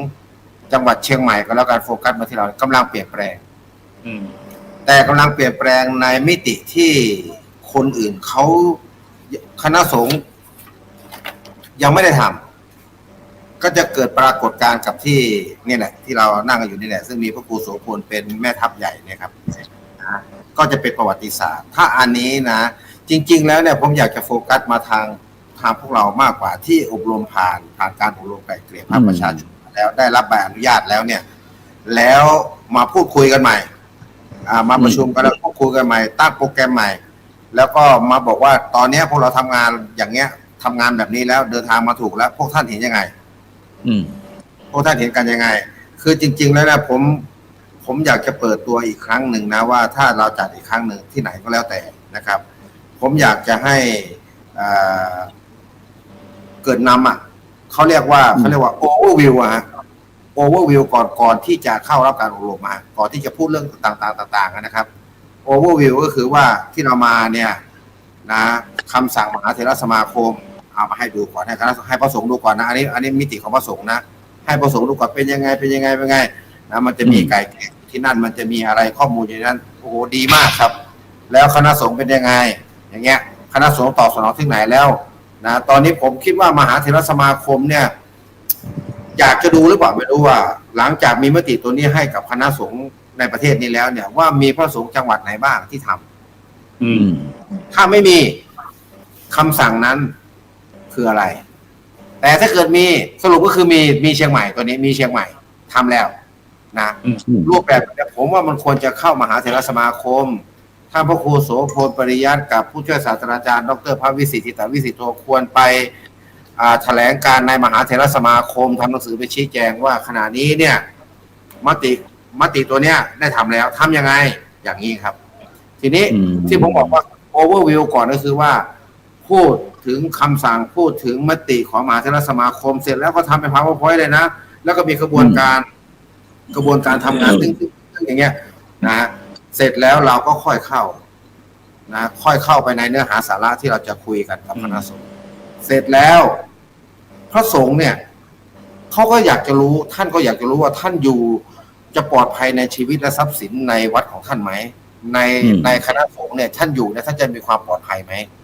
กฎหมายอะไรที่ท่านควรรู้กฎหมายที่ดินกฎหมายการดำรงชีวิตปัจจัย4ที่ท่านอยู่เนี่ยท่านเป็นมนุษย์หรือเปล่าเหมือนกับผมเนี่ยตอนจะศึกมาเนี่ยเขาถามว่ามาหาเมื่อไรจะศึกมาเป็นคนเขาทุกทีนึงโยมถามอ้าวเรามามองเราไม่ใช่คนเลยไงวะเนี่ยพูดง่ายๆว่าท่านน่ะเป็นบุคคลที่สมบูรณ์หรือเปล่าที่อยู่ในสังคมเนี้ยท่านเป็นคนพิการหรือเปล่า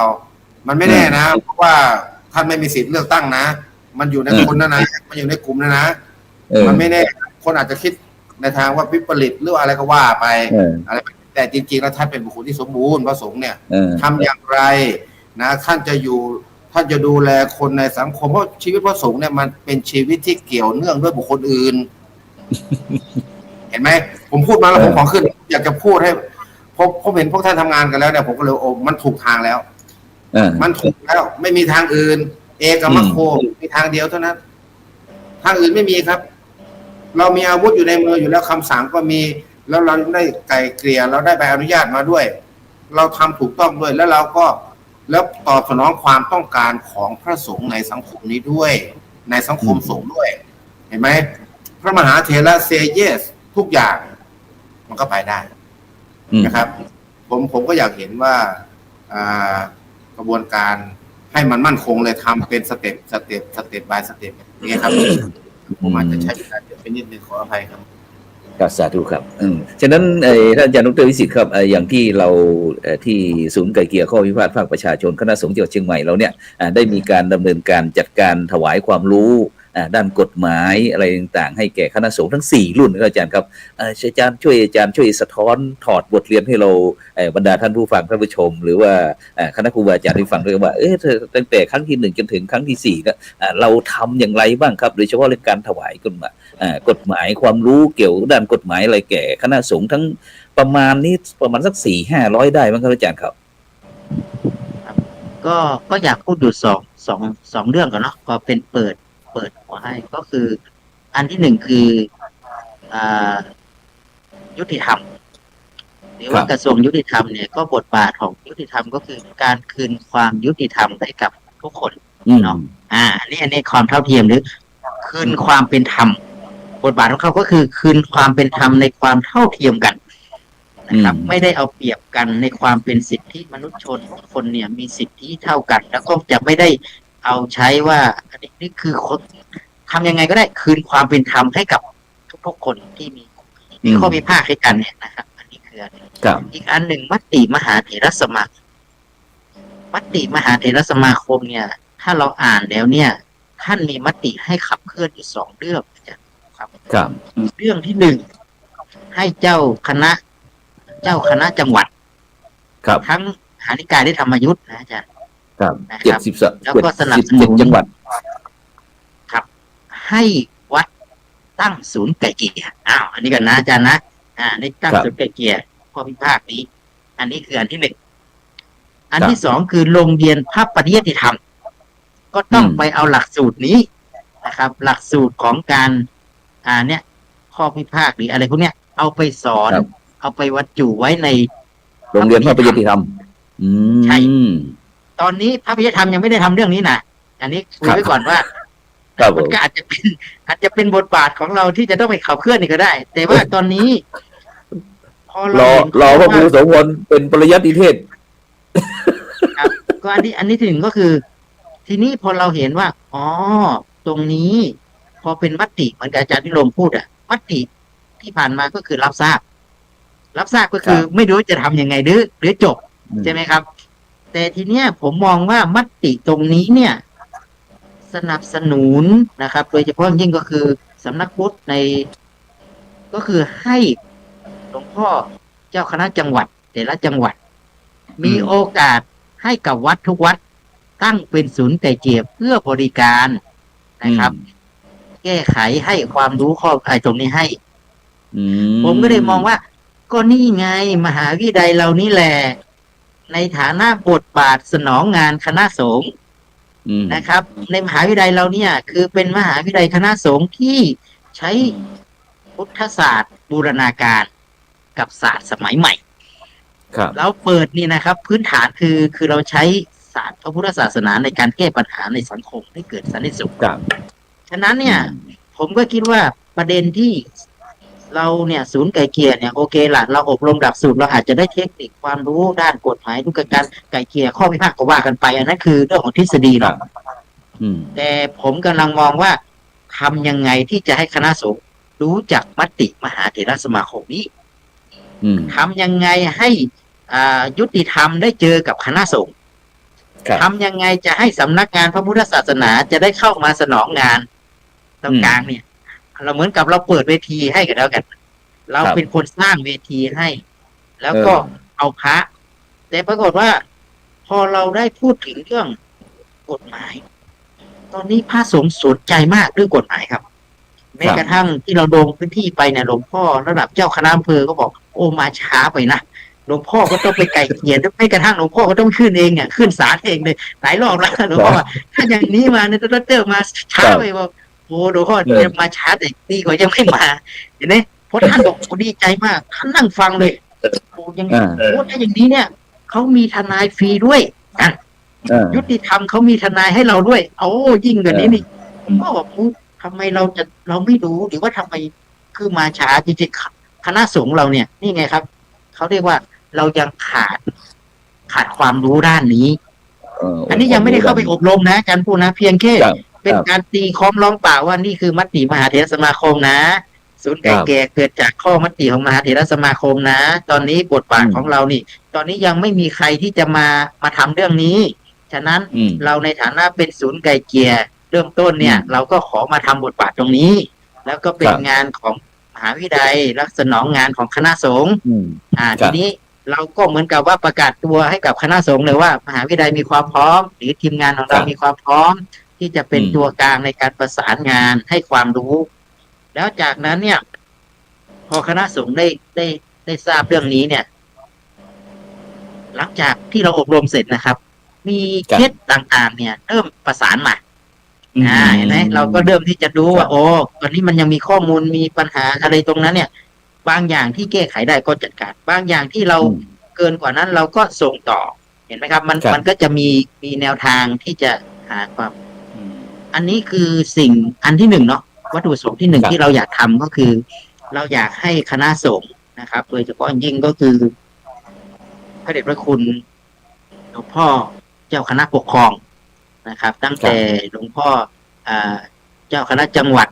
นะครับ เจ้าคณะอำเภอนะครับเจ้าคณะตำบลอันนี้กลุ่มเป้าหมายเรานะอาจารย์สุพจน์เจ้าอาวาสอันนี้เราเอาสายปกครองเนาะพระวิญญาธิการเราจับตรงนี้ เพราะทำไมเพราะว่าสายปกครองก็คือจะต้องเอามติมหาเถรสมาคมเนี่ยมาขับเคลื่อนงานนะครับหนึ่งก็ท่านรู้อันที่สองเราก็ได้รับความอนุเคราะห์จากผู้อำนวยการสำนักงานพระพุทธศาสนาจังหวัดเชียงใหม่นะครับซึ่งท่านก็เข้าใจเรื่องนี้นะครับ แล้วก็นำทีมงานคล้ายๆว่าเป็นผู้ที่กำชับแล้วก็นิมนต์นะครับดูแลคือหมายถึงว่าบอกว่าศูนย์ไก่เกลียนี้เกิดจากมติมหาเถรสมาคมแล้วท่านผอ.สำนักพุทธก็ยังขอบคุณนะครับท่านก็ยังขอบคุณพระอาจารย์พระครูโสพลแล้วก็ศูนย์ไก่เกลียว่าขอบคุณมากเลยที่ได้เมตตานะครับได้มาช่วยสำนักงานพุทธศาสนาในขยับเรื่องนี้แล้วทีเนี้ยยุติธรรมซึ่งยุติธรรมเนี่ยนะครับเขาก็อยากจะเข้ามามีส่วนร่วมในการที่จะทำยังไงที่จะให้พระสงฆ์เราเนี่ยได้นำความเขาเรียกว่าบทบาทของยุติธรรมเนี่ยเอาไปให้พระสงฆ์ได้เทศได้บรรยายแล้วก็เอาคืนหมายความว่าเขาแก้ปัญหาเรื่องนี้ยุติธรรมเนี่ยมันมีข้อวิพากษ์กันเยอะมากแต่ไม่รู้จะโอ้ยไม่รู้กี่หมื่นกี่เรื่องครับแต่ละวันซึ่งจริงๆก็ไม่ใช่เรื่องของเขาที่ต้องมาแก้ไขปัญหานะครับแต่ทั้งนั้นถ้ามันจบลงที่ชุมชนนะครับมันไม่ต้องมาที่จังหวัดเนาะมันจบที่ชุมชนอยู่ที่ชุมชนคุยกันรู้เรื่องชุมชนจัดการเคลียร์ปัญหากันอันนี้มันก็จะทำให้สุดท้ายถ้าเกิดมาขึ้นมาระดับจังหวัดเนี่ยพอเขาวิพากษ์ไปชุมชนก็ทะเลาะกันก็ไม่ได้มีความสุขอยู่ดีเพราะเขาหนีไม่พ้นครับไม่รู้จะย้ายบ้านไปอยู่ที่ไหนทะเลาะกันก็จริงในหมู่บ้านใช่ไหมอาจารย์สุพจน์แต่เราก็ไม่รู้จะย้ายไปอยู่ที่ไหนเห็นไหมอย่างเราไปทะเลาะกับประเทศเพื่อนบ้านเราเราจะย้ายประเทศไปอยู่ที่ไหนมันก็ต้องอยู่ด้วยกันต้องเจอกันอยู่เห็นไหมครับสุดท้ายมันไม่ใช่การแก้ปัญหานะครับเวลาเจอกันเราจะทำยังไงนะครับเวลาเราทะเลาะแล้วก็ญาติพี่น้องล่ะนะครับก็มีปัญหาทะเลาะกันอีกแล้วก็ถ้ามีครอบครัวล่ะเห็นไหมเหมือนที่อาจารย์พูดครอบครัวก็ทะเลาะกันญาติก็ทะเลาะกันแตกแขนงกันอย่างเนี้ยแล้วเราจะอยู่ยังไงถ้าอย่างนั้นเนี่ยถ้าเกิดว่าเรามีศูนย์ไกลเกลี่ยพระก็ให้พระท่านนั่นแหละให้ศีลให้พรเตือนสติเห็นไหมถ้ามันทำอย่างนี้ปุ๊บเนี่ยมันก็จะชุมชนก็จะสงบสุขแล้วก็พระก็จะเป็นที่พึ่งของชุมชนได้เห็นไหมอันนี้ผมว่าเป็นหัวใจที่สำคัญนะครับ หลังจากที่เราถวายความรู้ให้กับพระนะครับทำความเข้าใจอย่างนี้เสร็จเนี่ยท่านก็เข้าใจเข้าใจในบทบาทของศูนย์ไกลเกลี่ย2เข้าใจในมติมหาเถรสมาคมว่าเขาจะให้เรามีเจตนาจะให้ทำอะไร3มีโอกาสได้มีเครือข่ายนะครับเยอะแยะเลยที่มีโอกาสได้เข้ามาที่จะมาหาแนวทางในการให้กันแล้วก็อันที่4เราก็หวังอีกว่าเมื่อเราให้ความรู้แล้วพระท่านอาจจะอยากมีความรู้มากขึ้นอาจารย์พูดก็คืออยากมีความรู้มากขึ้นนั่นก็คือว่าจะขอเข้าอบรมหลักสูตรได้ไหมอันนี้คือเกิดฉันทะละจะขออบรมหลักสูตรได้ไหมเหมือนกับจังหวัดแพร่เรามีคณะนิติศาสตร์โอ้จะอยากฟังอย่างนี้แล้วนี่อยากจะไปอยู่ในคณะนิติศาสตร์นี่เต็มรูปแบบเลยหรือจะไปหลักสูตรของศูนย์ไกลเกลี่ยที่ว่าอาจารย์ไปอบรมเสร็จแล้วเนี่ยผมก็อยากเข้าไปบ้างผมอบรมเสร็จแล้วผมจะได้ขึ้นเป็นศูนย์ไกลเกลี่ยแล้วก็จะมาตั้งที่อำเภอตั้งที่วัดนะครับแล้วก็เปิดให้คนได้มีโอกาสได้เข้ามาใช้บริการนะครับ อันนี้เนี่ย ครับ เราก็มีตัวชี้วัดว่าหลังจากที่ถวายความรู้ทำความเข้าใจในเชิงนโยบายเสร็จแล้วเราก็กลับมาทบทวนเนาะกลับมาทบทวนเสร็จแล้วเราก็จะขอนิมนต์อำเภอหรือตัวแทนอำเภออาจารย์ผู้สมบูรณ์เข้ามาสู่กระบวนการหลักสูตรนะครับหลักสูตร5 วันที่เราเคยผ่านนะครับ5 วันถึงเรื่องกฎหมายนี่นะเสร็จแล้วเป้าหมายเราคือตั้งศูนย์ไกล่เกลี่ยอย่างน้อยอำเภอละ1ครับในของคณะสงฆ์เนี่ยครับก็ขยายไปเนี่ยอันนี้คือสิ่งที่เราตั้งหวังไว้ แล้วก็เป็นตัวชี้วัดที่เราทำความร่วมมือกับทางยุติธรรมจังหวัดแล้วก็สำนักงานพระพุทธศาสนาดังนั้นเนี่ยถ้าจังหวัดเชียงใหม่สามารถตั้งครบ25 อำเภอได้ก็จะเป็นจังหวัดแรกในประเทศไทยครับที่มีศูนย์ไกล่เกลี่ยครับครับนี่ก็ท่านอาจารย์ดร.วิสิทธิ์ ธิตาวิสิทธิ์โทได้คุยให้กับบรรดาท่านผู้ฟังท่านผู้ชมได้ฟังว่าศูนย์ไกล่เกลี่ยข้อพิพาทภาคประชาชนคณะสงฆ์จังหวัดเชียงใหม่เนี่ยตอนนี้เรากำลังทำอะไรกันอยู่นะเพื่อที่คณะครูบาอาจารย์ที่ผ่านการอบรมหรือคณะสงฆ์แต่ละจังหวัดทั่วประเทศทั่วโลกนี่แหละได้ยินแล้วอ๋อเขามีวิธีการขั้นตอนยังไงซึ่งก็ขอย้ำทีว่าตอนนี้ศูนย์ไกล่เกลี่ยข้อพิพาทภาคประชาชนคณะสงฆ์จังหวัดเชียงใหม่เนี่ยเราได้ทำการอบรมถวายความรู้สัมมนาจะถวายความรู้แก่คณะสงฆ์ไม่ว่าจะเป็นหลวงพ่อเจ้าคณะตำบลรองเจ้าคณะตำบลประธานหน่วยอบรมประชาชนประจำตำบลแล้วก็พระวิญญาธิการพระคีลานุปถาครูพระสอนศีลธรรมในโรงเรียนต่างๆเนี่ยพระรุ่นใหม่ต่างๆเนี่ยเข้ามาประมาณสัก500 ลูกนะ500 ลูก4 รุ่น500 ลูกไปแล้วนะซึ่งเราก็ได้ศูนย์ของเราก็ได้ออกเกียรติบัตรถวายท่านนะเพื่อที่จะให้สิทธิ์ท่านบอกว่าท่านสามารถผ่านหลักสูตรนี้แล้วสามารถที่จะเป็นผู้ร่วมไกล่เกลี่ยได้เบื้องต้นนะครับฉะนั้นก็จะถวายหลวงพ่อเจ้าคณะอำเภอแต่ละอำเภอนั้นได้คัดบุคลากรของแต่ละอำเภอนั่นแหละมาสนองงานคัดศูนย์ไกล่เกลี่ยข้อพิพาทภาคประชาชนคณะสงฆ์จังหวัดเชียงใหม่เนี่ยให้เป็นตัวแทนแต่ละอำเภอนะครับแล้วก็ตอนนี้ก็จะคัดอำเภอละ2 ลูกเข้ามารับการอบรมศูนย์ไกล่หลักสูตรที่กระทรวงยุติธรรมรับรองจากมหาวิทยาลัยมหาจุฬาลงกรณ์ของเรา5 วัน 4 คืนเสร็จเรียบร้อยแล้วก็เราก็จะขึ้นทะเบียนเป็นผู้ไกล่เกลี่ยหลังจากนั้นถึงจะสามารถว่าตั้งศูนย์ไกล่เกลี่ยข้อพิพาทภาคประชาชนประจำอำเภอได้นะครับนี่คือภาพรวมที่เราได้สรุปให้กับบรรดาท่านผู้ฟังท่านผู้ชมได้รับฟังนะซึ่งโดยเฉพาะยังไม่พออีกนะท่านอาจารย์สมพจน์รู้ไหมศูนย์ไกล่เกลี่ยข้อพิพาทภาคประชาชนเนี่ยนอกจากที่จะเรื่องไกล่เกลี่ยอีกนะยังไปเกี่ยวกับเรื่องสิทธิมนุษยชนเรื่องการศึกษาอะไรต่างๆโดยเฉพาะมีมูลนิธิโพธิยาลัยอีกนะแล้วก็โดยเฉพาะในปัจจุบันเนี่ยบอกว่าศูนย์ไกล่เกลี่ยข้อพิพาทภาคประชาชนคณะสงฆ์จังหวัดเชียงใหม่มูลนิธิโพธิยาลัยเนี่ยถวายทุนการศึกษาให้ลูกศิษย์ลูกเรียนที่จะมาเรียนมหาวิทยาลัยมหาจุฬาลงกรณราชวิทยาลัยเขตเชียงใหม่เนี่ยอำเภอละ1 ลูกให้หลวงพ่อเจ้าคณะอำเภอเนี่ยเซ็นรับรองมาว่าลูกเนี่ยเป็นตัวแทนของคณะสงฆ์อำเภอนี่นะ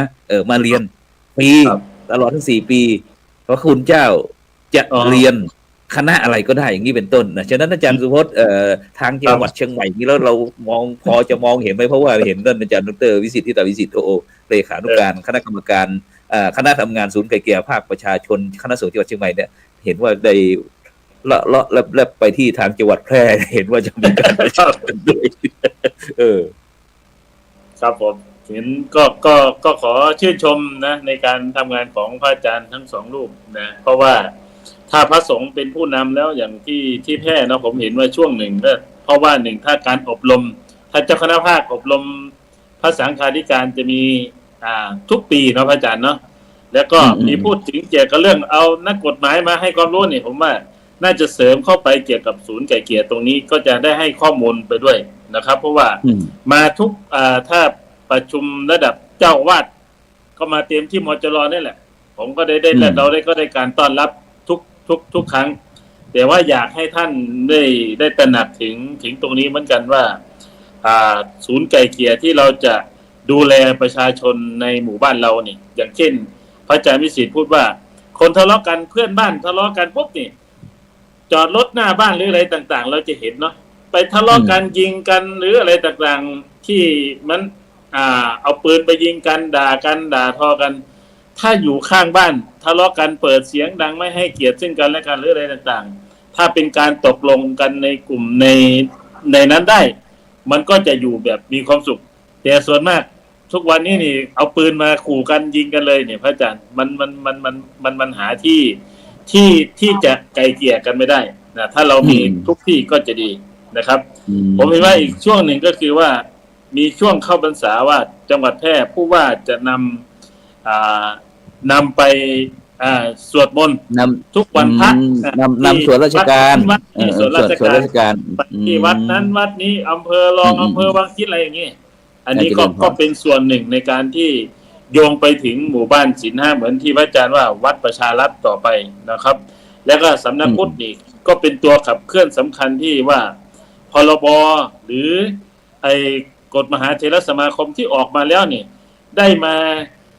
ดิแคลร์ได้มาเผยแผ่ได้มาให้ความรู้กับพระสงฆ์เรามากขนาดไหนเนี่ยตรงนี้ผมยังไม่เห็นพระอาจารย์ทำงานไปไกลแล้วแต่แค่จะเดินตามยังไงอาจารย์ต้องอาศัยอาจารย์พระครูโสพลกับอาจารย์มหาวิสิทธิ์ที่จะมาช่วยทางผู้ปกครองทางแพร่นะครับก็ขอชื่นชมในการทำงานครับก็ต่ออีกนิดหนึ่งก็คือว่าตอนนี้เนี่ยพอเราได้มันกับอาจารย์พิรมว่าเนาะพอเรารู้สึกว่าเราใช้เครื่องมือตรงนี้เนี่ยมันเป็นประโยชน์แล้วก็สิ่งสำคัญก็คือสำนักงานพระพุทธศาสนาเนี่ยท่านก็เห็นความสำคัญว่าเรื่องนี้เนี่ยพระสงฆ์ควรที่จะลุกขึ้นมาทำเพราะว่าถ้าจะให้ทางสำนักพุทธเนี่ยมาเป็นผู้นำแล้วก็มาทำเรื่องนี้เนี่ยบางทีเนี่ยไม่รู้ว่าพระท่านโอเคไหมกับเรื่องที่จะมาทำเรื่องนี้แต่พอเห็นพระเนี่ยลุกขึ้นมาทำเรื่องนี้กันเองเนี่ยเหมือนกับสุขภาพก็เหมือนกันนะถ้าพระลุกขึ้นมาดูแลสุขภาพกันเองเนี่ยสาธารณสุขก็มีกำลังใจเนาะฉะนั้นสำนักงานพระพุทธศาสนาเนี่ยเขาก็พอเห็นมีศูนย์ไกลเกลี่ยตรงนี้ขยับเข้าไปเนี่ยนะครับมันก็ทำให้เขาก็รู้สึกว่าในเรื่องนี้พระสงฆ์ตื่นรู้เรื่องนี้ละแล้วก็ถึงเวลาที่เราจะได้ช่วยกันในการสนับสนุนนะครับทางพระได้ทำงานทีนี้เรามองอย่างนี้อาจารย์โพสเราก็ว่ากัญจนมิตรที่จบด้วยกันน่ะที่จังหวัดแพร่เชียงรายพะเยานู่นนี่นั่นเนาะเราก็เห็นว่าเราเอามาเคลื่อนแล้วนะขอเชียงใหม่เนี่ยขอเป็นไปดูไปถามไปกราบเรียนถวายรายงานหลวงพ่อเจ้าคณะจังหวัดแต่ละจังหวัดอาจารย์โพสครับเราทำหน้าที่ศูนย์ไกลเกลี่ยไม่พอเราทำหน้าที่ในการถวายรายงานเราไปจังหวัดลำพูนเราก็ไปถวายความรู้เรื่องนี้นะครับเราไปจังหวัดลำปางนะครับไปจังหวัดแพร่ไปพะเยาไปเชียงรายโอ้โหครับเราก็พูดเรื่องนี้โดยเฉพาะยิ่งหลวงพ่อรองเจ้าคณะจังหวัดนะพ่อเจ้าคุณโกษัยนะครับครับแล้วก็จังหวัดเดี๋ยวจังหวัดแพร่เราก็จะเมตตาจากหลวงพ่อเจ้าคุณโกษัยเจติยาลักษณ์ดร.รองเจ้าคณะจังหวัดแพร่วัดพระธาตุช่อแฮแเป็นแม่แบบอาจารย์ดร.วิสิทธิ์ครับพอดีอาจารย์สุทธิพัฒน์พงษ์สมคำนะครับผู้อำนวยการกลุ่มส่งเสริมแล้วก็กิจการพุทธศาสนาสำนักงานพุทธศาสนาจังหวัดเชียงใหม่เข้ามาพอดีเลยครับเดี๋ยวขออนุญาตแป๊บนึงเพราะเวลาเราใกล้จะหมดแล้วเจริญพรอาจารย์สุทธิพัฒน์พงษ์เปิดไมค์นิดนึงได้ทักทายคุยหน่อยเมื่อกี้ท่านอาจารย์ดร.วิสิทธิ์พาดพิงไปถึงสำนักงานพุทธศาสนาจังหวัดเชียงใหม่รายงานตัวหน่อยครับกับนมัสการพระคุณท่านทั้งสองรูปนะครับแล้วก็ผู้ร่วมรายการนะครับครับผมครับก็ต้องขออภัยด้วยนะครับที่เข้ามาช้านะครับเนื่องจากว่าอุปกรณ์ขัดข้องนะครับก็เพิ่งเข้าได้นะครับครับก่อนอื่นก็ขอชื่นชมนะครับขออนุโมทนากับทางพระคุณท่านนะครับที่ได้พร้อมกับคณะนะครับที่ได้ดำเนินรายการนี้นะครับก็เห็นว่ารายการนี้นะครับได้ดำเนินมาเป็นระยะ4 ครั้งแล้วนะครับจากการที่เข้ากับผมได้ติดตามแล้วก็ได้ลงไปในการจัดกิจกรรมนะครับก็มีข้อน่าชื่นชมอนุโมทนานะครับว่าจังหวัดเชียงใหม่ของเฮานี้นะครับได้ดำเนินการไปก่อนนั้นนะครับก่อนที่ตั้งคณะสงฆ์จังหวัดอื่นๆที่เป็นกำลังจะดำเนินการนะครับก็คิดว่าทางจังหวัดเชียงใหม่ของเฮานะครับเป็นต้นแบบในการดำเนินโครงการที่พระคุณท่านได้ดำเนินการมาในครั้งนี้นะครับก็ขอชื่นชมและก็ขออนุโมทนาครับคณะ ทำงานทุกรูปคนด้วยนะครับผมครับสาธุสาธุนี่ก็เป็นเสียงยืนยันนะครับจากคุณโยม สุทธิพัฒน์พงศ์สมคำนะผู้อำนวยการกลุ่มส่งเสริมแล้วก็กิจการพิเศษสำนักงานพุทธศาสนาจังหวัดเชียงใหม่ซึ่งวันนี้เป็นตัวแทนได้รับมอบหมายจากท่านผู้อำนวยการอารีพันจันทร์นะผู้อำนวยการสำนักงานพุทธศาสนาจังหวัดเชียงใหม่ซึ่งจังหวัดเชียงใหม่เรานั้นก็จะมีงานใหญ่ๆเยอะๆมากเลยนะฉะนั้นก็อย่างเมื่อวานนี้เราก็มีการพิธีต้อนรับถวายการต้อนรับพระบัญชาสมเด็จพระสังฆราชนะที่แต่งตั้งเจ้าคณะภาค7นะแล้วก็อีกงานเยอะแยะหมดเลยท่านอาจารย์นั่นไอ้สมพจน์นะฉะนั้นเราไปค้างที่อาจารย์ดร.พิรมนิดหนึ่งเหลือเวลาอีกประมาณ6 นาทีถวายแล้วถวายแล้วก็มอบให้คนละ1 นาทีก็แล้วกันท่านอาจารย์พิรมมีอะไรไหมที่เกี่ยวกับไอ้ที่ได้เข้าร่วมดูสังเกตการในคณะที่เป็นรองประธานคณะทำงานศูนย์ไกล่เกลี่ยข้อพิพาทภาคประชาชนคณะสงฆ์จังหวัดเชียงใหม่นะซึ่งเรามีทั้งศูนย์ไกล่เกลี่ยมหาวิทยาลัยมหาจุฬาลงกรณราชวิทยาลัยเขตเชียงใหม่ศูนย์ไกล่เกลี่ยของโครงการพระธรรมจริตตอนนี้เราจะสะท้อนให้อะไรมีข้อเสนอเนี่ยอะไรบ้างไหมท่านอาจารย์อภิรมย์ครับสวัสดีครับอาจารย์พีครับสวัสดีครับท่านดร.ครับก็ 3-4 ครั้งเนาะเราได้ร่วมงานกันมาเนี่ยก็ได้เห็นการพัฒนาการอย่างเป็นรูปธรรมชัดเจนนะก็คิดว่าน่าจะชัดเจนไปเรื่อยๆนะเพราะว่าพระสงฆ์เองก็เห็นความสำคัญเนื่องจากว่าการทำข่าวนี้เนี่ยเราไม่ได้ทำเพื่อตัวเองนะเราทำเพื่อคณะสงฆ์ถึงแม้ว่าเราจะช้าไปนิดนึงก็ไม่เป็นไรไม่มีปัญหาครับเป็นเรื่องปกติเพราะว่ามันยังไม่สุกงอมตอนนี้มันเริ่มสุกงอมแล้วนะผู้หลักผู้ใหญ่เขาไปเห็นการพัฒนาการนะองค์ความรู้เนี่ยที่จะไปช่วยเขาเนี่ยจริงๆแล้วพระสงฆ์ก็อยากจะทำเหมือนกันแต่ไม่รู้จะเข้าแบบไหนเชื่ออย่างนั้นนะฮะผมมีความเชื่อจากจังหวัดแพร่อย่างเงี้ยพระมหาเถระก็เยอะแต่ท่านก็ไม่เคยได้ผ่านการอบรมหลักสูตรไกล่เกลี่ยภาคประชาชนเลยมันจะเข้ามายังไงครับใช่แต่ท่านมีถ้าเกิดท่านได้ไปอ่านมติมหาเถรสมาคมที่เราคุยกันตั้งแต่ต้นนะฮะว่ามีพระบัญชานะครับเป็นคำสั่งซึ่งท่านเลขากรรมการมหาเถรสมาคมได้ออกคำสั่งไปทุกแห่งแล้วเนี่ยนะท่านก็ไม่รู้จะเข้ามายังไงเหมือนกันผมคิดว่าอย่างนั้นนะทีนี้เนี่ยในเมื่อมันมาประจบกันพอดีระหว่างไกลเกลี่ยกับมติตรงนั้นนะแล้วเราก็จับมือได้อย่างเชียงใหม่เนี่ยดีใจมากเลยสำนักพุทธก็เข้ามายุติธรรมก็เข้ามาอีกตอนนี้ศาลแขวงผู้อำนวยการเพชรลินนะฮะจะมาบรรยายที่มหาลัยผมไม่กี่วันนะฮะเพชรลินนะก็จะศาลแขวงจังหวัดเชียงใหม่นะครับก็มาพอมาแล้วเนี่ยเข้ามีประสบการณ์โดยตรงเนี่ยพระสงฆ์ก็อยากจะรู้ว่ากฎหมายบริเวณรอบๆตัวที่ท่านอยู่เนี่ยรอบวัดเนี่ยรอบกุฏิท่านเนี่ยนะครับว่าท่านจะควรจะรู้อะไรบ้างเวลาเข้ามาจับศึกเนี่ยเงินทอนวัดเนี่ยควรจะศึกเลยไหมหรือยังไงจะตั้งหลักยังไง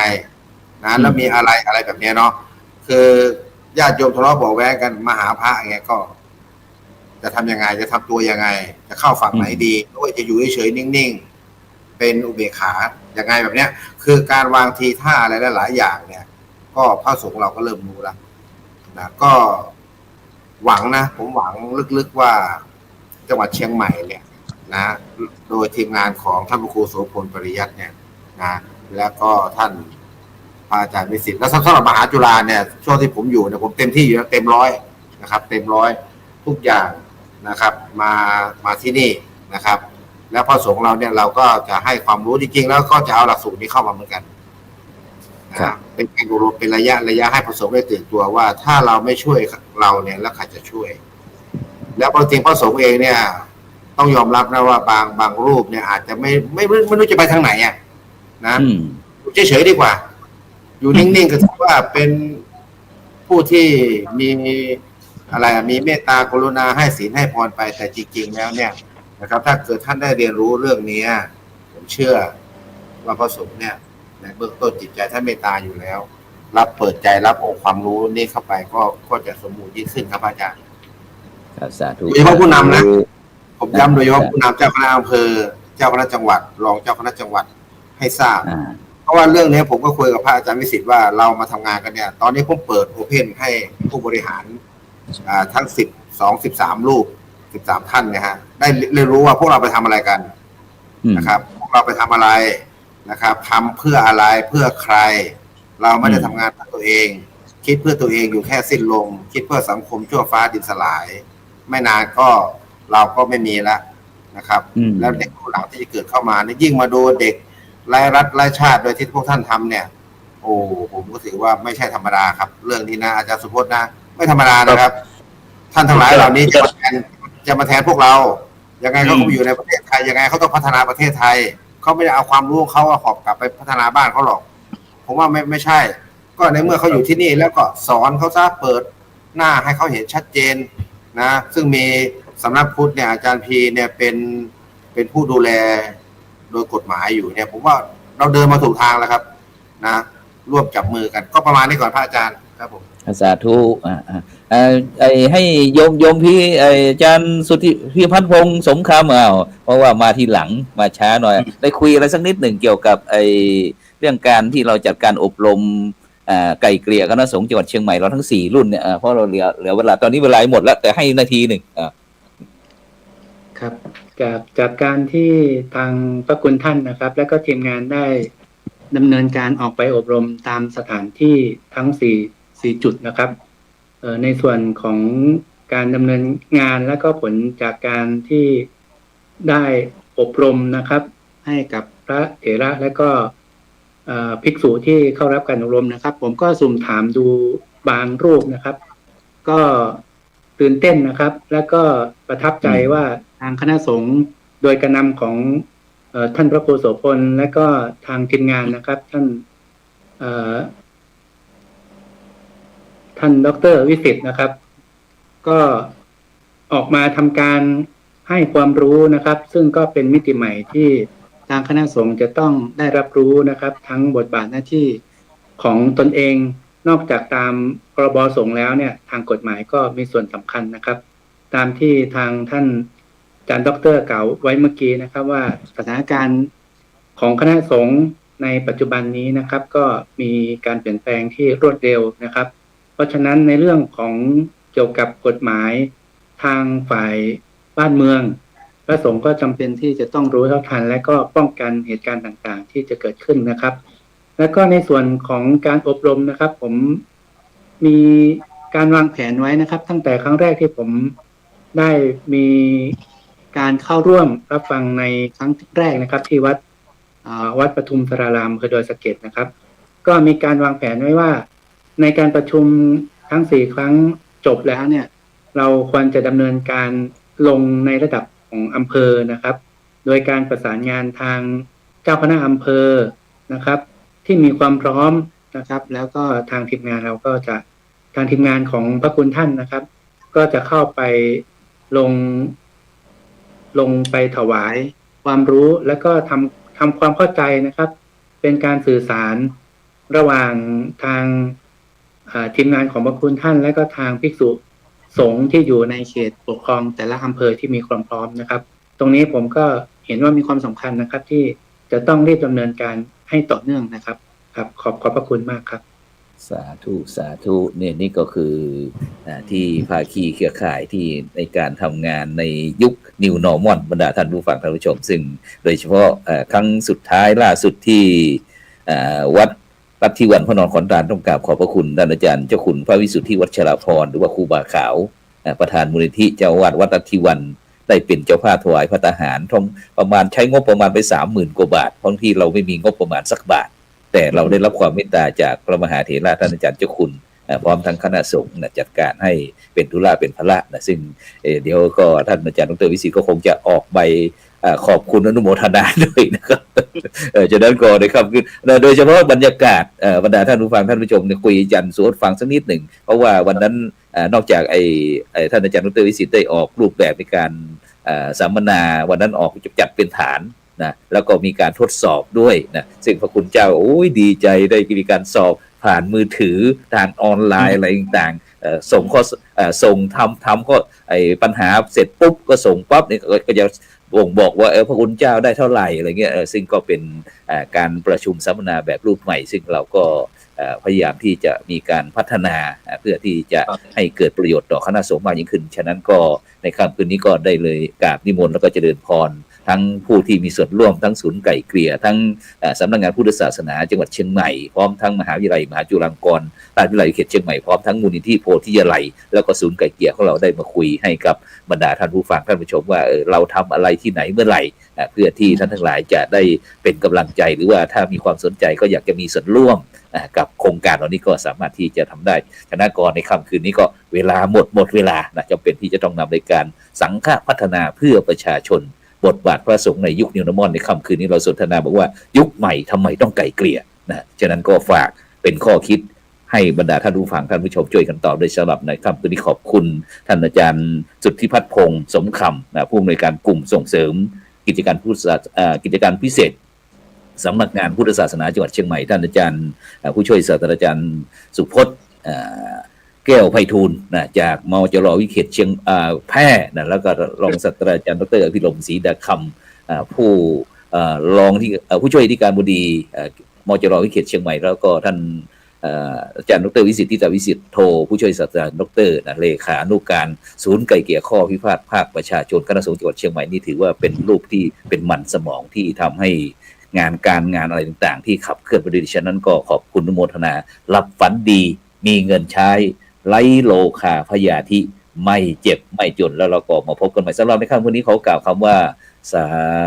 ธุ